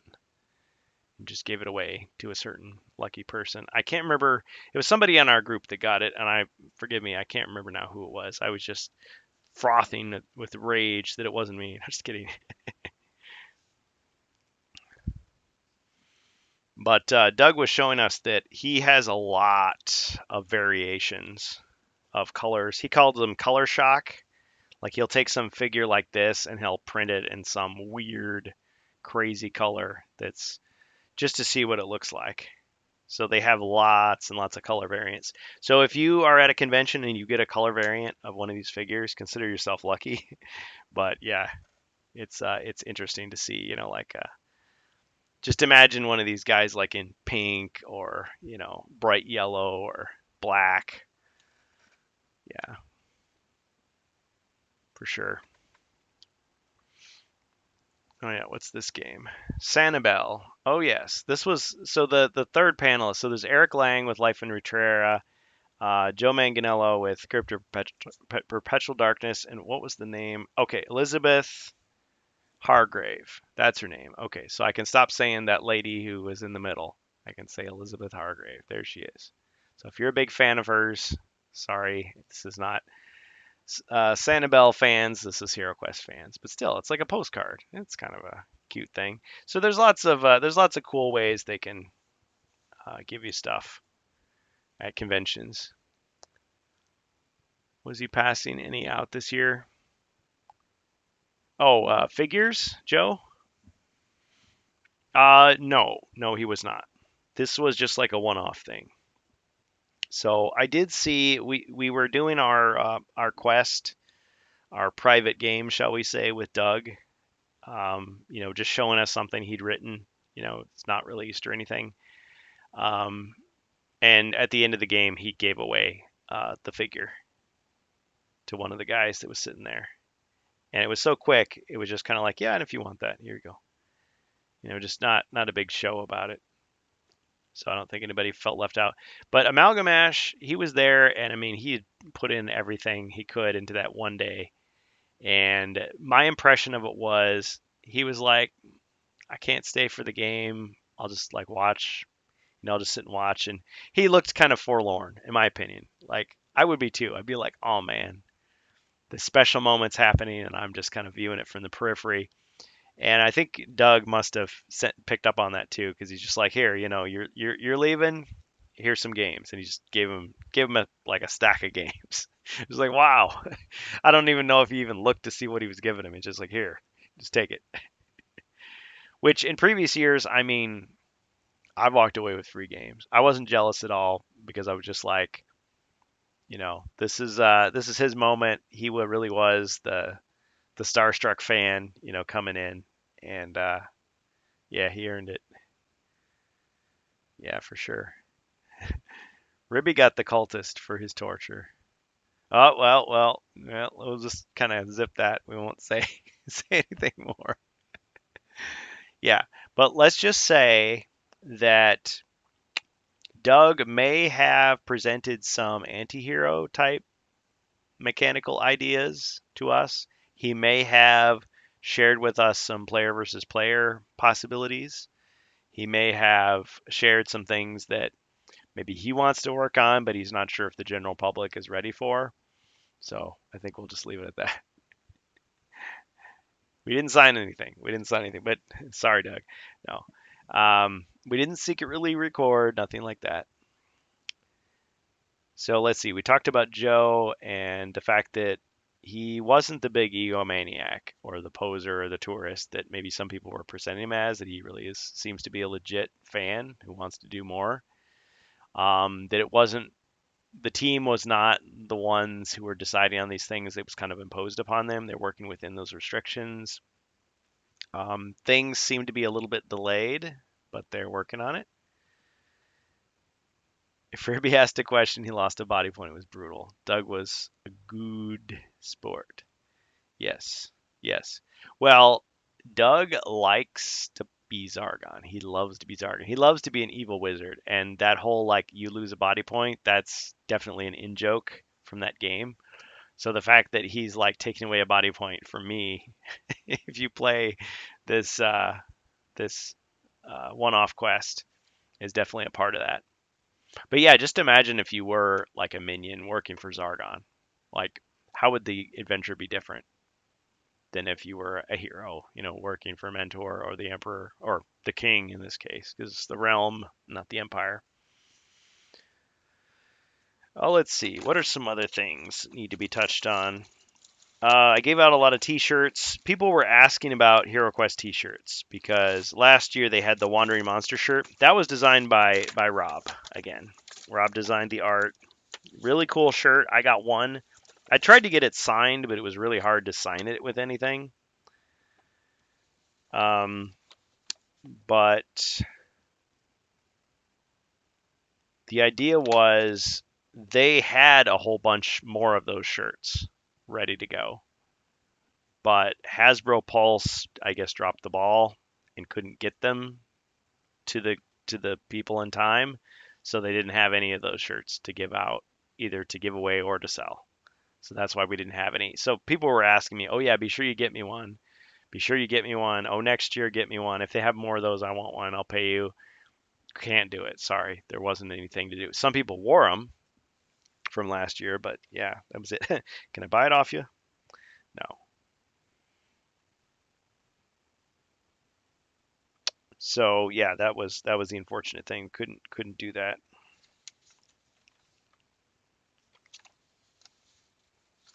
Hey, Kurgan, Hey, is my audio better now? It was giving me trouble a minute ago. ah, it's the Fair-Weather Man. Welcome. No, you're coming through nice and clear. I was like, wait a minute, Hey, I just wanted. I'm listening to a podcast. Who is this guy? Hey, I just wanted to tell you how super jealous I was of y'all Oh last man. week. I really wish I could have gone. Oh man. Well, you talk about jealousy. I talk about it a lot too. I mean, just on a serious note. Some of these guys, like Jordan Sorcery, like I'll click on his video and I get like a little, for a second, I'll get a, man, why couldn't I be the one interviewing Stephen Yeah, Baker? no Or, kidding. That would have been or, awesome. yeah, or Amalgamash. It's like, oh man, how come he has all those cool games? Like, and then it goes away. But I mean, for a second, it's like, ah. But the thing is, Yeah, I have to just realize, it's a big community. We all have our own stuff to contribute, and it does feel good to be exactly. the one that did it, right? But you have your own Yeah, and I contributions did. to make. Yeah. Yeah, and I did. I just wanted to say I didn't want to step on your toes with Oh getting no. information out too soon. But man, when I logged into Reddit and someone actually posted the quest, everyone was like, "Wait a minute! Wait a minute! This is the news we were looking for. It just was hidden." Yeah. So I felt like I had to get it out to let everyone know Oh who were no. still at the convention to go get a copy of that quest. Heck yeah, man. No, I'm glad you did that. I'm glad you put stuff out. Just like last year, like I was trying to report stuff and it wasn't working. Like I was having all kinds of technical problems. And Amalgamash did a stream that was like way more popular. He got way more hits than we did, and he wasn't even there. But his analysis was so good that it was like, hey, fine. You know what I mean? So it all Well, gets it's hard it because gets like done. It gets done somehow. we're all just trying to figure out The the mystery. next move before they'll tell us. And Exactly. sometimes Yeah. you just got to make a guess and say, it's probably not going to be this year Yeah. Oh because yeah. Joe Yeah. needed his spotlight and Yeah. First Light's still so new to a lot of people. And I don't have Crypt of Perpetual Darkness yet, so I'm like super thrilled to get that in my hands for the first time. So Yeah, for sure. And I'm sure when you put it out there, it'll be a good video, and we'll all want to watch it. But yeah, I think I definitely sensed that last year whenever I was just taking pictures and throwing them online as quickly as I could. But people were finding stuff in the pictures that I didn't even see. Like I was looking right at it and I didn't see it or I didn't think to ask, well, wait a minute, why is it like that? So it's kind of a fun little game. It's like and people that aren't there get to experience it because they saw it. Verg turned it upside down and he saw the little thing in the reflection and there it is. Or Bohemius, translated it into the from the runes and he figured it out. Whatever it happens to be. I'm just making that up, but yeah, you guys are great. So I think it's a team effort. It definitely is. Leave it all out in the field. So For sure. Bohemius, you have the map, and it's held together as one. Nice. The stone map. Is that a lamination or is that like a card sleeve? It's just a scar sleeve. Oh, perfect. Yeah. So for those who are just listening, he took the four pieces of, is it Grin's map? Is that what it's called? Grin's stone map. Yeah. Yeah.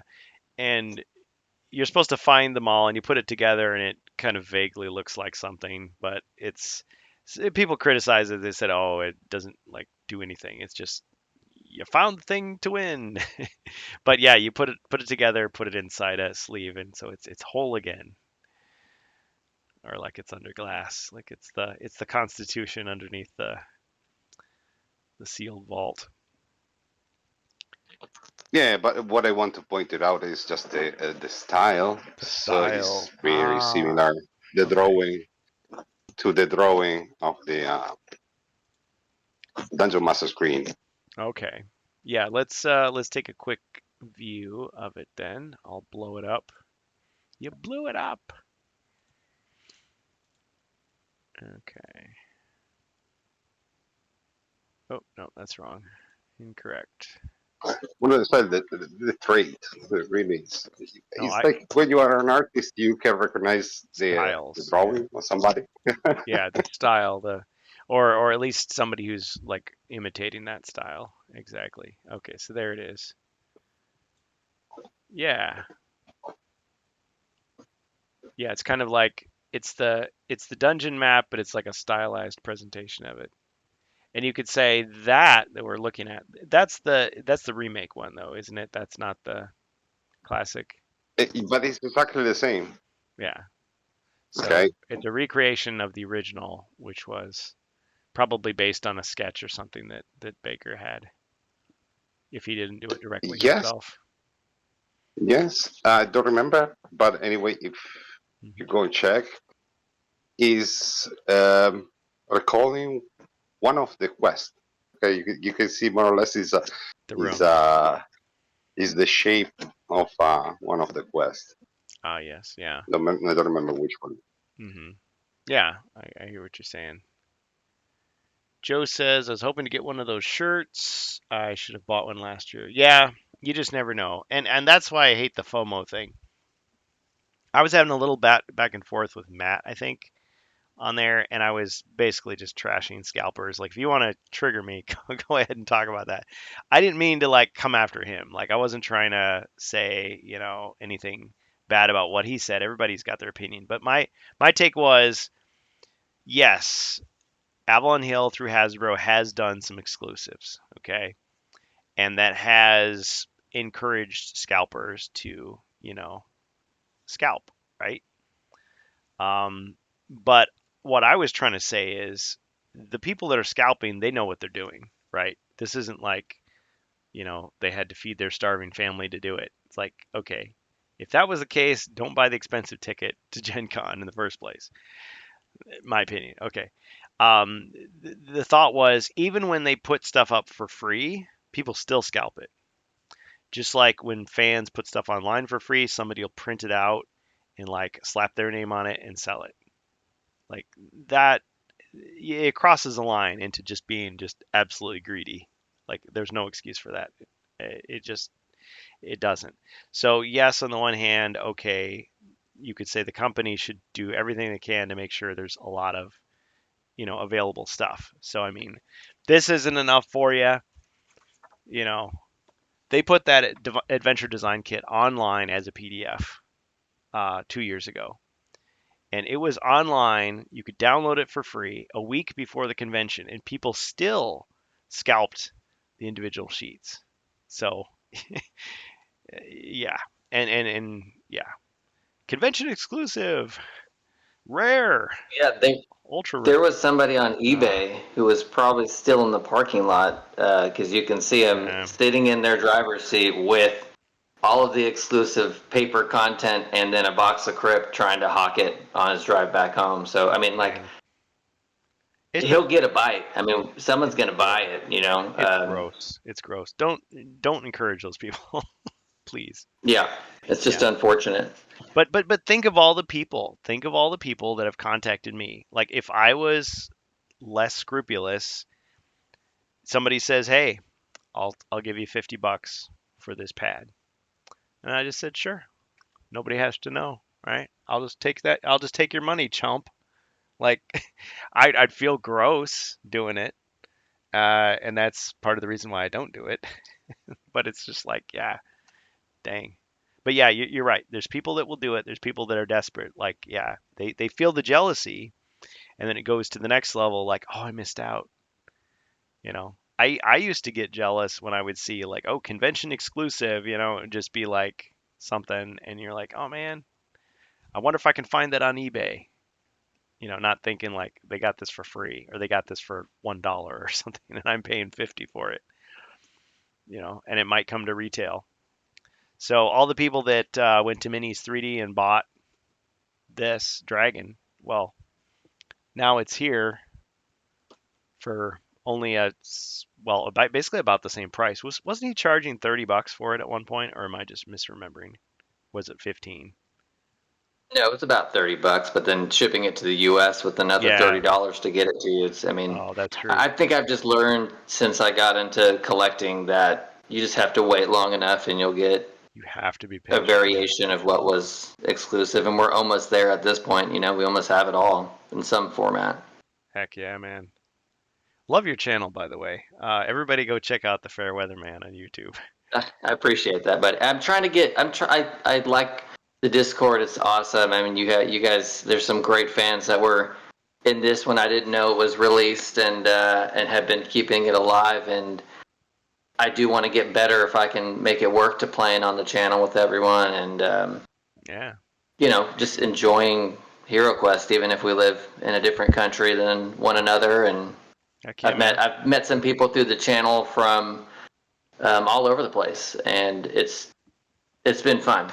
It's been a lot of fun, and you guys were talking about Skaven earlier. I just finished painting all my 20 Skaven for Advanced HeroQuest tonight while I'm listening to this, and I think I just appreciate everything that was classic, Games Workshop that yeah. led us back to this point, and it was the fans that really kept it alive this whole time to get it back to the table. So it's really awesome. Absolutely. Well, and I realize there's other HeroQuest communities out there. I mean, we're not the only game in town just because we're called HeroQuest fans. But I definitely wanted it to be a place where people felt comfortable to just join. I realize it's I mean it's in English. I mean, so you've got Spanish communities, German, French, where it's different. But yeah, we've got a lot of Europeans here too, and it's really cool to hear those different perspectives, different stories. I certainly appreciate the fact that you're an old school, like legacy loving fan. I mean, it's the Fair-Weather Man, so it's like Revenge of the Weatherman from Marvel Winter Special. So that's really Exactly. cool. That was kind of my thought Yeah, process. but I mean, But honestly, like if you did your own, when, oh, sorry, just let me say this real quick, and I'll let you jump all over. But yeah, let's say you started your own Discord community, the Fair-Weather, I don't know, realm or something. It's like you became more popular than us, and we were just kind of like living in your shadow. Like, would I be upset about that? No, not really, because well, I it's don't just another intend to place. do any of that. I mean, people have asked, like, you want to run Discord? I'm like, dude, I'm having a hard enough time just putting videos out every 2 weeks, let alone Yeah, running a Discord.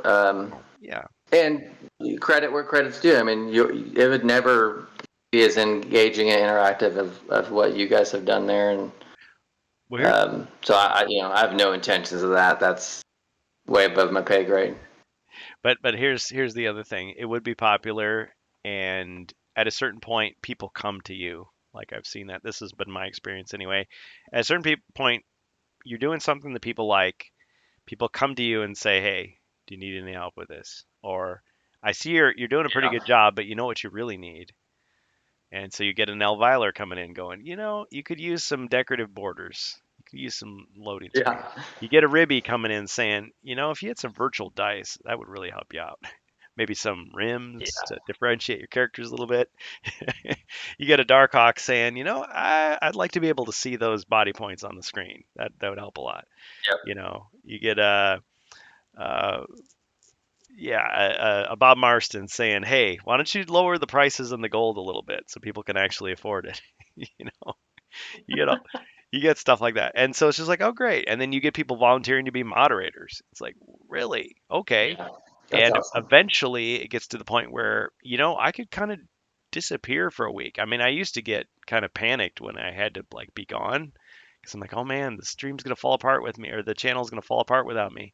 And I come back and nothing really happened. No, or we had to delete a bot, or we had to ban some comment that was out of line. But otherwise, it was fine. It's like, okay, cool.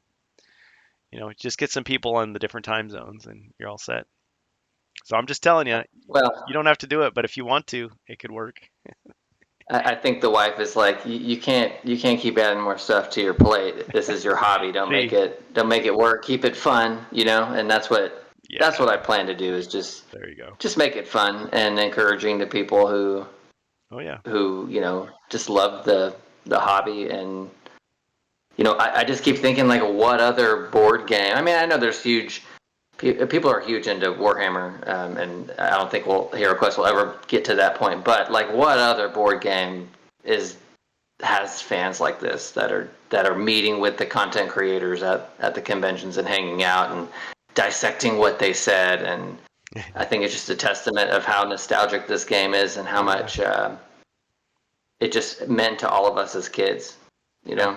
Absolutely. It was something magical that we had. I mean, I was going to say the Uno community is pretty hardcore, but yeah, Warhammer's a good one. Yeah, D&D. I mean, I guess some people say, "Oh, D&D isn't a board game." Well, it is, and it isn't. It's a family of games, let's say. But yeah, HeroQuest, it's gone way beyond just being a meme or just being nostalgic. It's back. It's a full-fledged community, and we are I think what makes it different. a little bit crazy, I guess. But they're playing the game with us. Okay, when Chris Nato was in charge, he was playing that game with us. He knew we wanted breadcrumbs and puzzles and riddles, and so he started those rumors. He started that, and I feel like Doug and company are purposely, as much as they can, bringing that back. Like they're trying to drop hints to like tease us with stuff. Not as they can't do as much. You can tell they can't quite go out of their way to do it, but they're still doing it as much as they can. Rob Champ says HeroQuest is the best game ever, and anyone who says otherwise is wrong. And just imagine like a beard swaying back and forth. So, to quote the Bard, yes. Um, we were talking about the Avalon Hill Discord a little bit, and you may have seen this. You guys may have seen this. So Michael is the name of the new guy. New, I mean, it's months and months ago, who is in charge of the Avalon Hill Discord. And there was a problem, and we talked about it. It's Avalon Bill Mort was in charge of it. He was the actual owner. He was unfortunately one of the people that was let go in the layoffs, along with Chris Nato and Carmi. So without him there, and I've anybody that's worked for a big corporation knows this. Like there's permissions. Like I know with Discord, it's the phone number and it's the email. So I don't know if that was what happened. Like, did he have a company phone? Was it a company email? And if they deactivated that, now all of a sudden they can't get in. Like, I don't know. But they're working on it. They're still working on getting permission.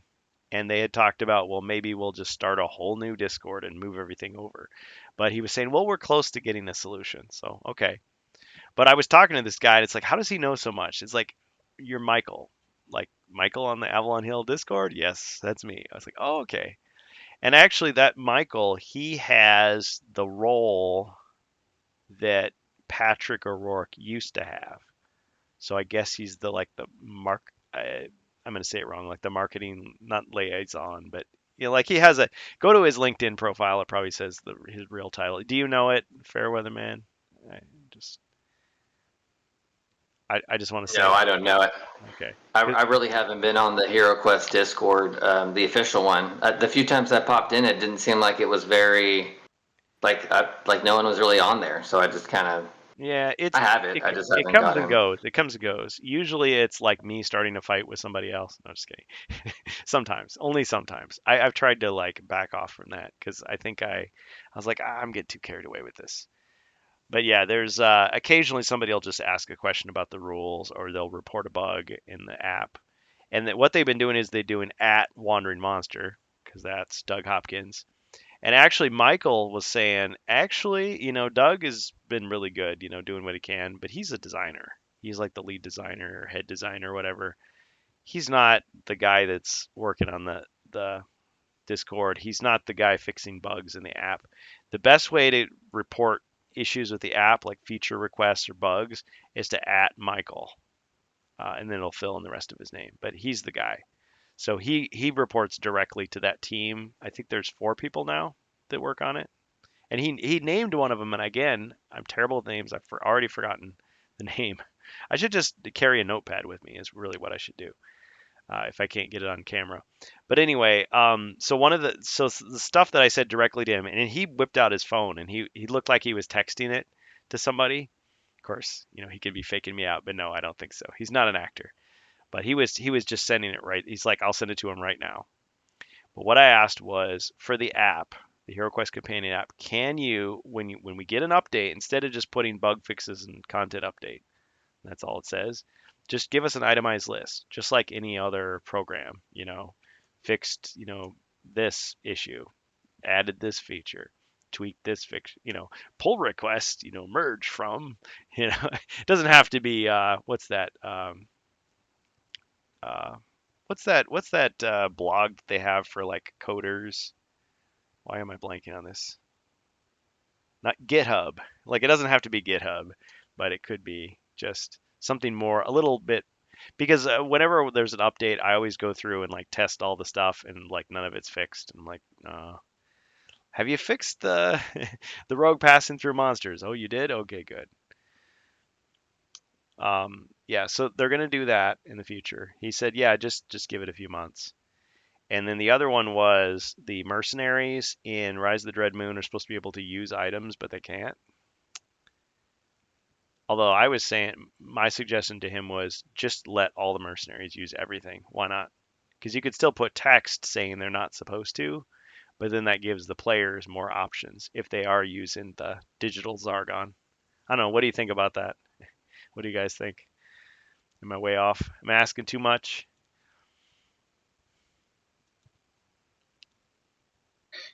I think would be like a nightmare. A nightmare. um, and I don't know. At least, well, you want to make you can do it anyway. No, Well, I mean here's you have control. yeah, you do. You do. Well, here's how Hmm. I see it. There are definitely something. I mean, they're using the Unity engine, so they've got to code all this stuff themselves. I don't think there's many other apps out there that are like the HeroQuest companion app. I could be wrong about that. But what would they have to do to add the new druid into the game? All they have to do is add 2 image files. That's it, right? So that's easy. That's very easy. Now, maybe they only have a certain amount of time, hours, to get stuff done. It's like, well, we do all the stuff, the main stuff, and then we ran out of time. I mean, maybe. But the mercenary thing. So you already have examples in the app already that have been there for ages of mercenary or ally characters who can do everything. So Sir Ragnar, when you rescue Sir Ragnar, he can cast spells through the artifacts. He can use treasures and potions. Even if you never did that in the game, it's all the app allows him to do it.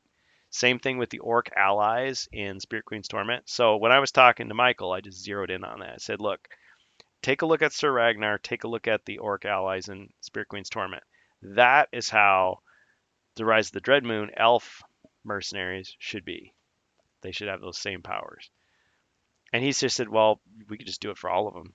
I was like, oh, okay, that would work too. I mean, someone who's playing for the first time who really hasn't read the book and doesn't know the stuff might be giving them more abilities than they're supposed to have. But I think, and Verg and I were talking about this behind the scenes. He wasn't at Gen Con, but we were just talking about it. The fact that the app goes on the honor system for a lot of things is actually advantageous because it allows a lot more play styles. Like there's a lot of vague things in it. So I mean, you can run a lot of the European style stuff. I mean, there's nothing stopping you from just drawing a treasure card when you're in the corridor. I mean, that's outside the app. But I mean, if you wanted to give, uh, you could basically have you could have 2 wizards in the game, for example. You could have a barbarian and just have him use spell scrolls so he could keep casting spells as if he had spells, even though the app only lets you select 1 wizard. One thing I really wanted was the fact that when you click on a hero in his profile, you can change his name. So instead of elf, you can call him, Lightfoot, Honeydew or something, whatever his name happens to be. Well, wouldn't it be cool if you could rename the mercenaries, right? Because what we were doing is like you want to run 5 heroes in there, you just throw a mercenary in there, or you summon a raptor, and now that's the 5th hero. So like that's the way you could do it. So it's kind of like using the app for things it was not intended to be used for, or overrides for issues that come up in the game. Because I mean, I don't rely on it, but apparently there's enough people out there that do rely on the app to play HeroQuest that, I mean, this is worthwhile. I don't know. What do you guys think? Any reaction to that? Yeah, I've definitely used mercenaries as another hero, and just move them around, and I'll keep track of See? the stats on the paper sheet. I think the issue would be for new players not really understanding the mechanics and not really at the point to homebrew anything or try anything outside of the standard rules. I think it could get confusing to be like, well, how come that can do that, and Hmm. why can that player cast a spell? That doesn't make any sense. And so they're probably just trying to appease enough of the fandom, but also not make it too confusing for people who just got First Light and had never played HeroQuest before. So maybe when it enforces the rules for you, it's like teaching you how to play as you play, in a sense. Yeah, I think that's probably the initial intention. Hey, you don't have a group of people to play with. You can use the app, and then Hmm. you know, I think I don't know. I didn't see it when it first was launched, but I'm sure the initial idea was to keep it within the rule set to kind of teach you, as like you said, as you're playing. Yeah. I was just noticing we haven't seen StrangeBus yet, so I think his schedule just didn't allow it. Originally, we were gonna take a break and do all this other stuff, but I think we're kind of getting to, kind of towards the end. But this has been a great conversation. I agree with you a lot because I think when I played HeroQuest the first time, and I think any GM or DM, whatever, uh, guided game, I kind of don't bother to learn the rules because I just assume that whoever's running the game knows them so well that they can just explain it on the fly. Like I'm impatient to get into the game. That's my attitude. And I know a lot of other players that are like that too. Gen Con's a little different because it's like everybody's just eager to just soak it up with a sponge, learn, or they're super fans already. But a lot of us are just like, hey, let's play a game. What do you want to play? I don't know. We can play this game. Oh, it looks complicated. Oh, don't worry. I know it by heart. I'll just teach you. Oh, okay. Well, do you read the instructions? No. Let's just get into it. I'll pick it up. Like, okay. That's usually how it goes. So Well, yeah, if the and app is your Zargon, then that app needs to tell you you can do this.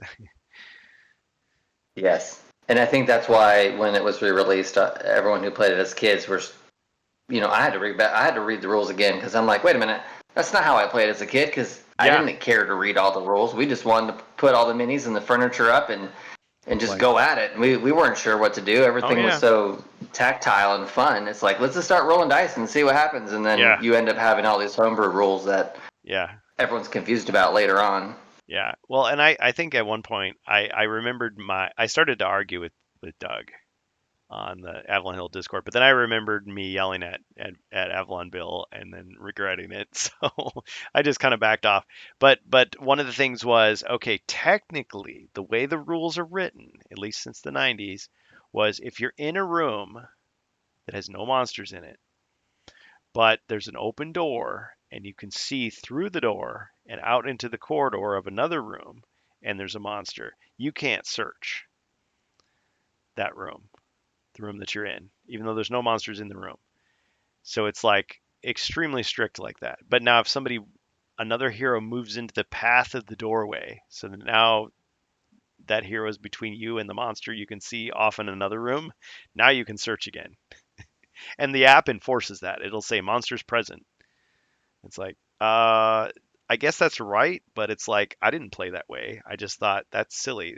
It doesn't make any sense. I mean, I guess a game mechanic does. You can rationalize it after the fact. Well, the monster's watching you, so you can't do it or something. I don't know. He plays keep away with you. I think the first edition said something like if you're standing adjacent to a monster or there's a monster in a room, it stops you from searching. But if he's far away, it doesn't. But then if the doorway through which you can see monsters in another room is a secret door, it doesn't matter. He could be standing right there and you can still search. Oh, it's a secret door, so maybe the monster can't see you. I don't know. I don't know why that makes sense. But here's another thing. You may have seen this. So when I played, and again, these were Avalon Hill employees running these games, and you can play it in the app yourself. What is the proper way to do this? You open a door. Let's say you're in a room and there's a corridor running past the room. You open the door. You haven't stepped out in the hallway yet. Do you see the entire corridor, or do you just see the three squares out? How would you rule it, Fair-Weather Man? Do you know what I'm talking I about? think I go off a line of sight. Okay. You know, like So it's like I'm straight only going to ahead, show you diagonal what you sight. can see until you step out, and then I'll show you the rest. Yeah, see, and that's how I would do it too. So it's like you're tracing your finger, like, okay, you can see to this square, this square, this square, but you can't see. But the way some people play is it's just like you're opening the door to a room. You see the entire corridor, and they rationalize it by saying, well, you peek your head out and you look Yeah. one way and the other. So I'm okay, but it's like either way, it's like, okay, one of them, it encourages you to go out, venture forward. The other one is just like, oh, you can't hide behind the door. It's all there already. So you can one way or the other. But I mean, one GM would do it one way, another GM would do it the other way. I just like your Zargon, you said it. Yeah, you can choose the way you want, but I believe in the new rule. You can pick in the corridor, but Peek. Yeah. So I'm peeking to the pick. corner. Yeah, you can pick. You Yeah. can pick. If you can pick the corridor, you can actually check the entire corridor. Hmm. Okay, without going out Sure. in the corridor. And some stuff No, still I think we had puzzles we me. had this good discussion already Oh, during probably when we were stream. playing the game. Yeah. It's like Hmm. how do you rule it? Like that's not the right way, but that's the way you say it'll be. So I take it. No, I always believe that Sargon, okay, decided because Mhm. is the way to play. Okay, the good part of HeroQuest that you can play How you want it. thousand of different version of HeroQuest because Thanks, every Joe. single Sargon Yeah. have his own rules, and I love it. I love it because I mean, make me think in a different way. I'm not stuck in the way Hmm. I'm thinking. I have to think it completely different every time. Oh yeah. Well, I learned in Warhammer 40,000 that when you're uh, close to your enemy, you can't shoot them. You have to back up. You have to fall back so that you can shoot. Unless you have a pistol. Depending You have a pistol, you can shoot them. exactly. See? Whereas in Space Depend on the Crusade, edition. you can just shoot them in the face with a melta gun or whatever you happen to have. You can shoot them in the face with a rocket launcher. Close range. Doesn't say you can't, so you can. But yeah, I was thinking of HeroQuest, like, no, a crossbow you can't shoot adjacently, so it doesn't work. It's like, where does it say And that? that might be a topic for another rantcast is, you know, how much of the homebrew that you see people creating that we've all created at our own tables is really mechanics from other games. Yeah. Oh yeah.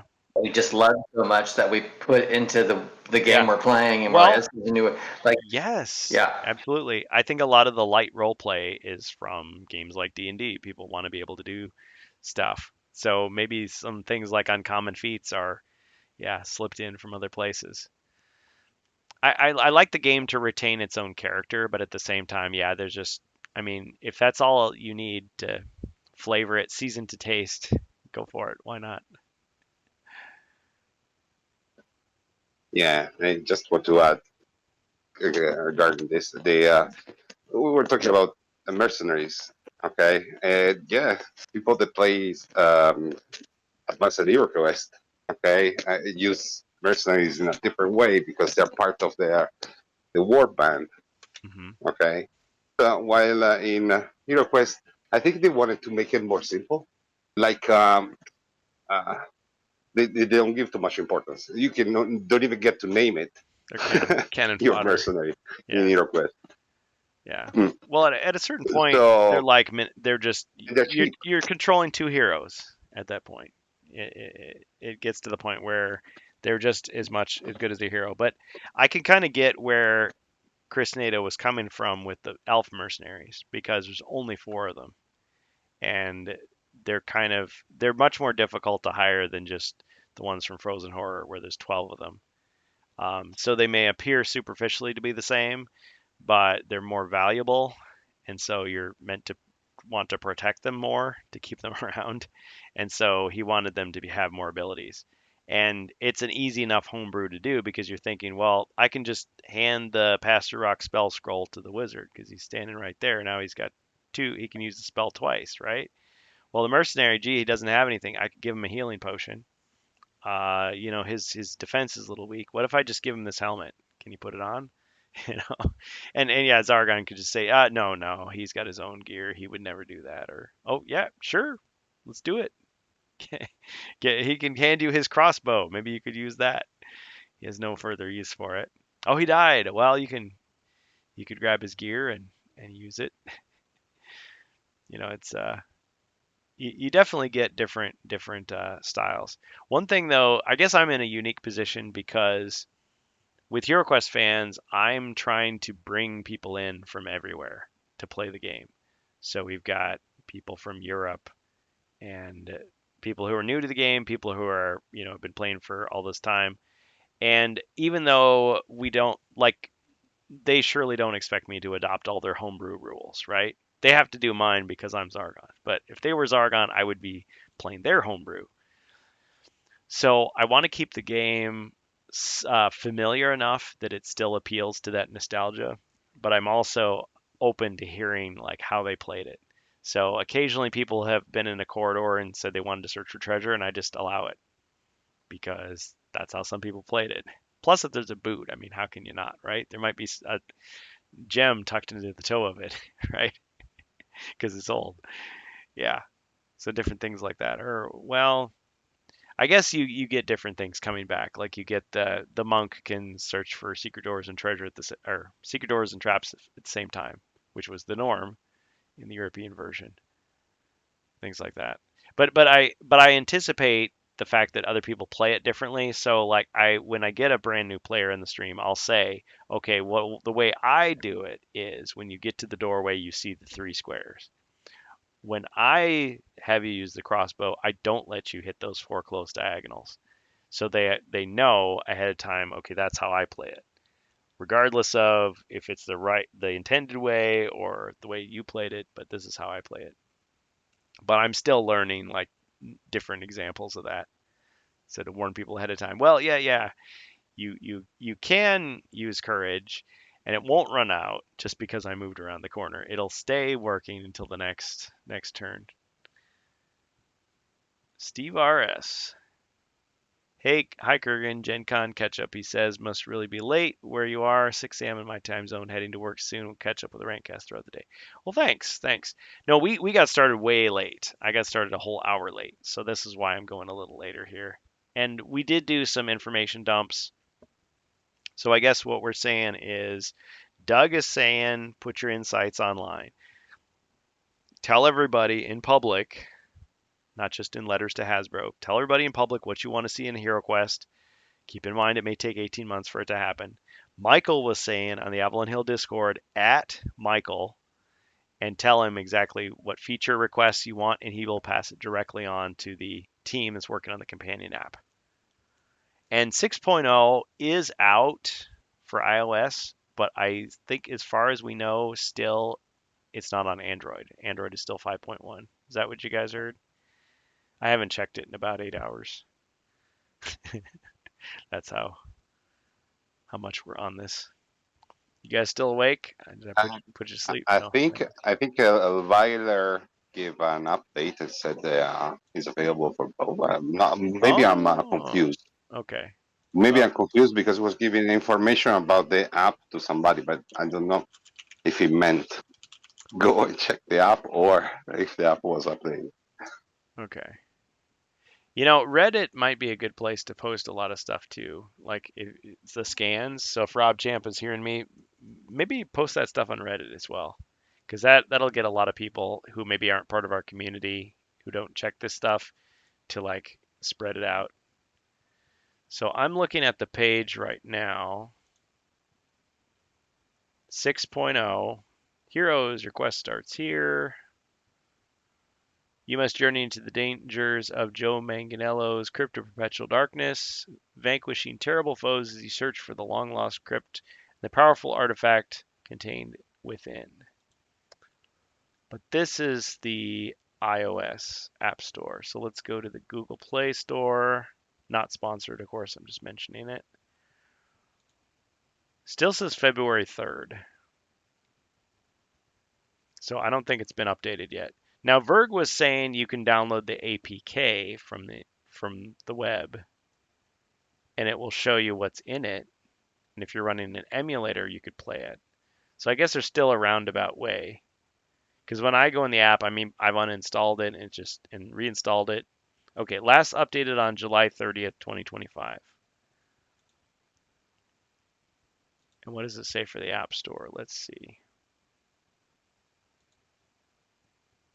July 31st, 2025. Oh, so maybe it is updated. Huh, okay. Well, actually, Verg has told me most of the stuff already. So he told me all kinds of stuff. He was testing stuff out. It looks like the Crypto Perpetual Darkness that they put into the app is the way it's written on the page in the new version. So any changes they made to the page are that way in the app. Now, just like Spirit Queen and just like Prophecy Tellor, it uses the entrance and exit doors. So it's still just saying, hey, if you've got them, use them. If you don't have them, well, you could just easily just use one of the old doors. But I mean, the monsters, the 6 skeletons are still there.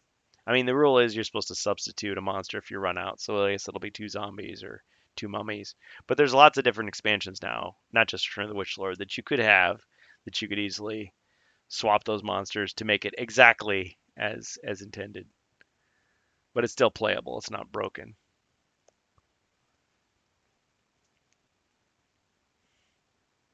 He said some of the art is missing, but that may just be that's how the APK works. It seems like between updates, it's several months. So the stuff that I was telling Michael about, we might not see that for 3 to 9 months. But some of the things that were questionable are still kind of there. So the question of like what spells can the Frozen Horror use? Like he can't use all the spells, and he sometimes uses them in the same order every time.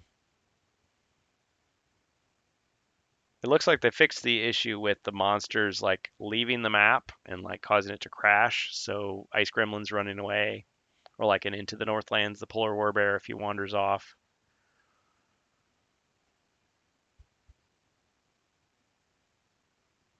Looks like the Death Mist was fixed in Return of the Witch Lord, so you can you're supposed to be able to destroy him with the Tempest spell or the Spirit Blade, but if you try to do anything else, it says you can't attack him with it. You have to press attack or kill. Let's see. I think that's basically it.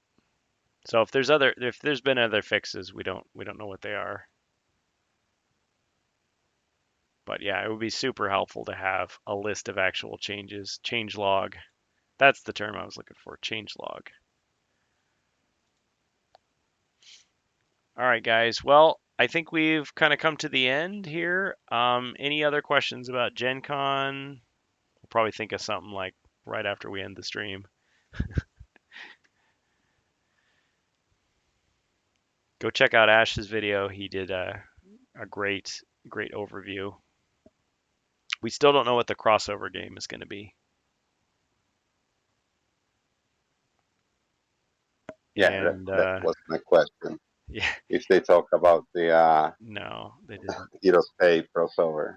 Well, I mean, HeroScape, I did talk to the HeroScape people. I didn't ask them directly, are you going to do a crossover with HeroQuest? I should have. I should have just be the guy, just make them say I can't answer that or say no or give some cryptic clue.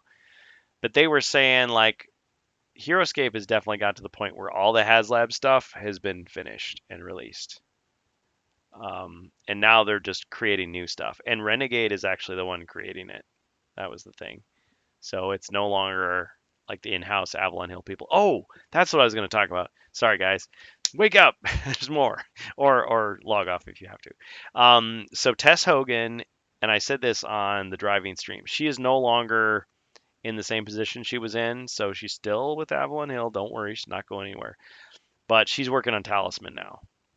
So the last project she worked on for HeroQuest was Jungles of Delthrak. Or no, First Light. Sorry, First Light.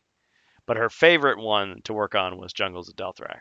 She also really liked working on Against the Ogre Horde.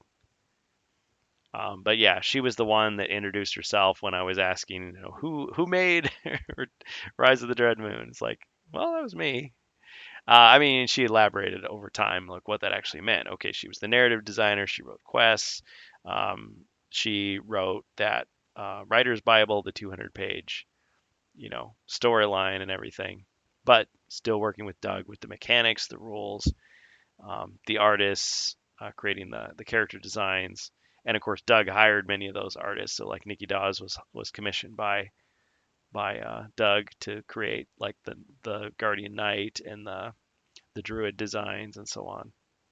So it's still a collaborative effort. But I was just like, oh, she's moving on. She's doing Talisman. But I was like, man, I hope Sik Hashem, because he was there. I forgot to mention him. But yeah, Sik Hashem, it was cool to meet him. He huge in Talisman, huge Talisman fan. I probably wouldn't even be thinking about or talking about Talisman if it wasn't for him, because he's always playing it. He's always posting pictures, talking about it. And I really hope he got a chance to talk to Tess. But if not, next year, that's your person to talk to. And she's not cleared for media, so she could. So the conversations with her were just like they always were. Hey, good job on this, and she'll say a few things, and then if I ask certain questions, she'd be like, Doug, can I tell him this? Okay, yeah, you can. Okay, good, and go with it. So we looked at. They had an extra large version of the dragon behind the case. So, and that was painted by, was it Elizabeth McDonough? Or no, Jennifer McDonough. Elizabeth. I was thinking of the other Elizabeth. Jennifer McDonough. And as before, I was having people asking me, how much do they want for that dragon? There was the big barbarian sword 3 years ago that you could pose with, and there was the big arena. And then there's the dragon. So it's like, but none of that stuff is for sale. So Doug compared it to the Ark of the Covenant going into the big warehouse. They've got top men working on it, top men. And that's it. That's all you need to know. I was kind of hoping that maybe those laid off employees got to walk off with it. It's like, hey, just a door prize. Here's your compensation. Sorry. I shouldn't joke about that. No, it's a shame but I think they all have gainful employment now, so it's good. I was hoping Chris would be at the convention, so I could at least just say hi, But it was not to be. He wasn't there, but he had good things to say, and they had good things to say about him. They were saying, yeah, we miss him. He was great to work with, and it sounds like they're carrying on the ideas he set in motion, so that's good. Because I felt like he really had a handle on like what the fans wanted and kind of how to keep us interested. All right, guys. Well, that's about all I can think of, really. I think I highlighted pretty much all the people that we talked to.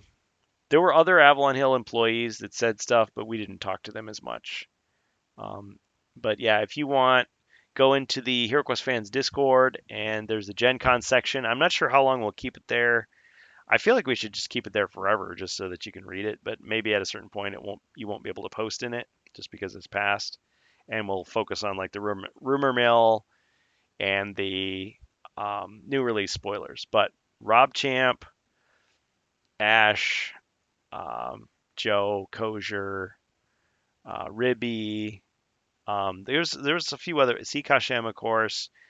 Stocky Bear was there. We got to meet him. There was lots of people. Big Spender, people who maybe had been there before, but we just didn't say hi before, or it was just so quick that I did not remember them.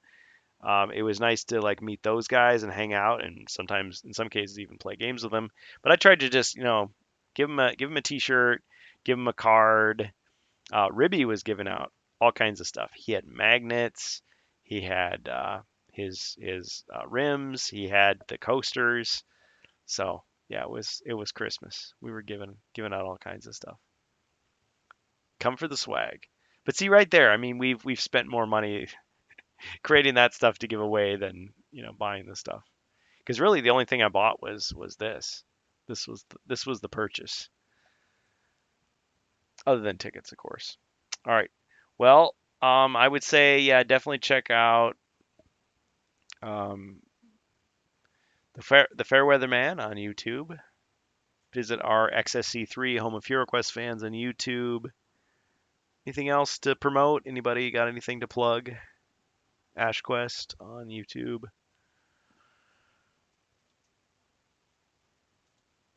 No. No, but I promise next year I'm coming with you guys Oh to man, GenCon. Bohemyus. He will And be.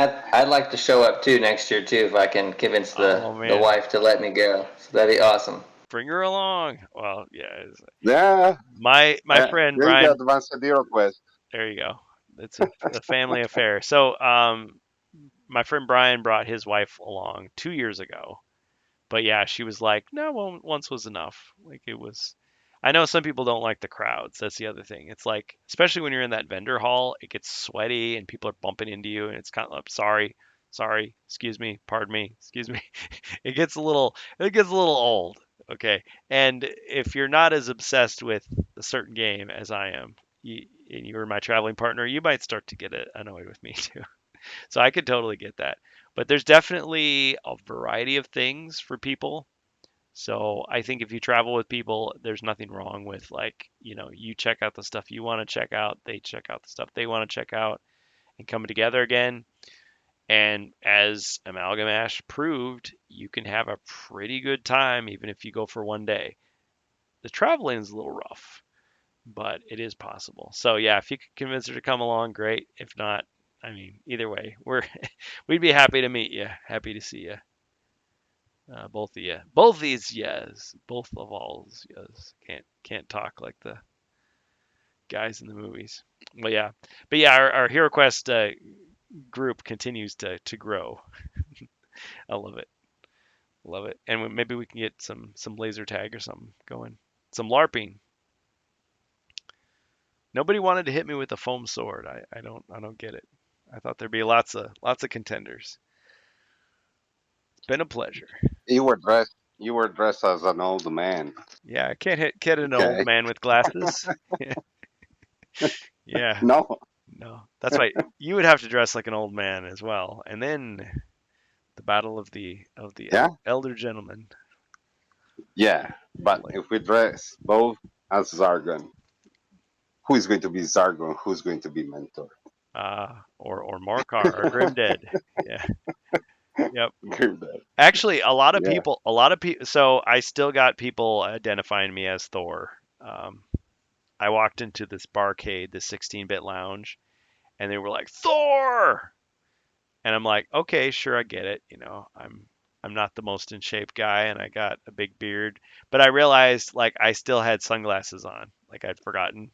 I was like, man, this bar is dark and dingy. Like, oh, maybe that's the aesthetic. I take the glasses off. Oh no. So I was like, oh, the perfect thing. Another guy, I think he might have had a few, but he was like, ah, he was like scared. Like, damn, dude. Like, yep. But I did have a few people say Zargon. They saw me and they just said Zargon. I'm like, see, for us, that was the face of Zargon. I did make a.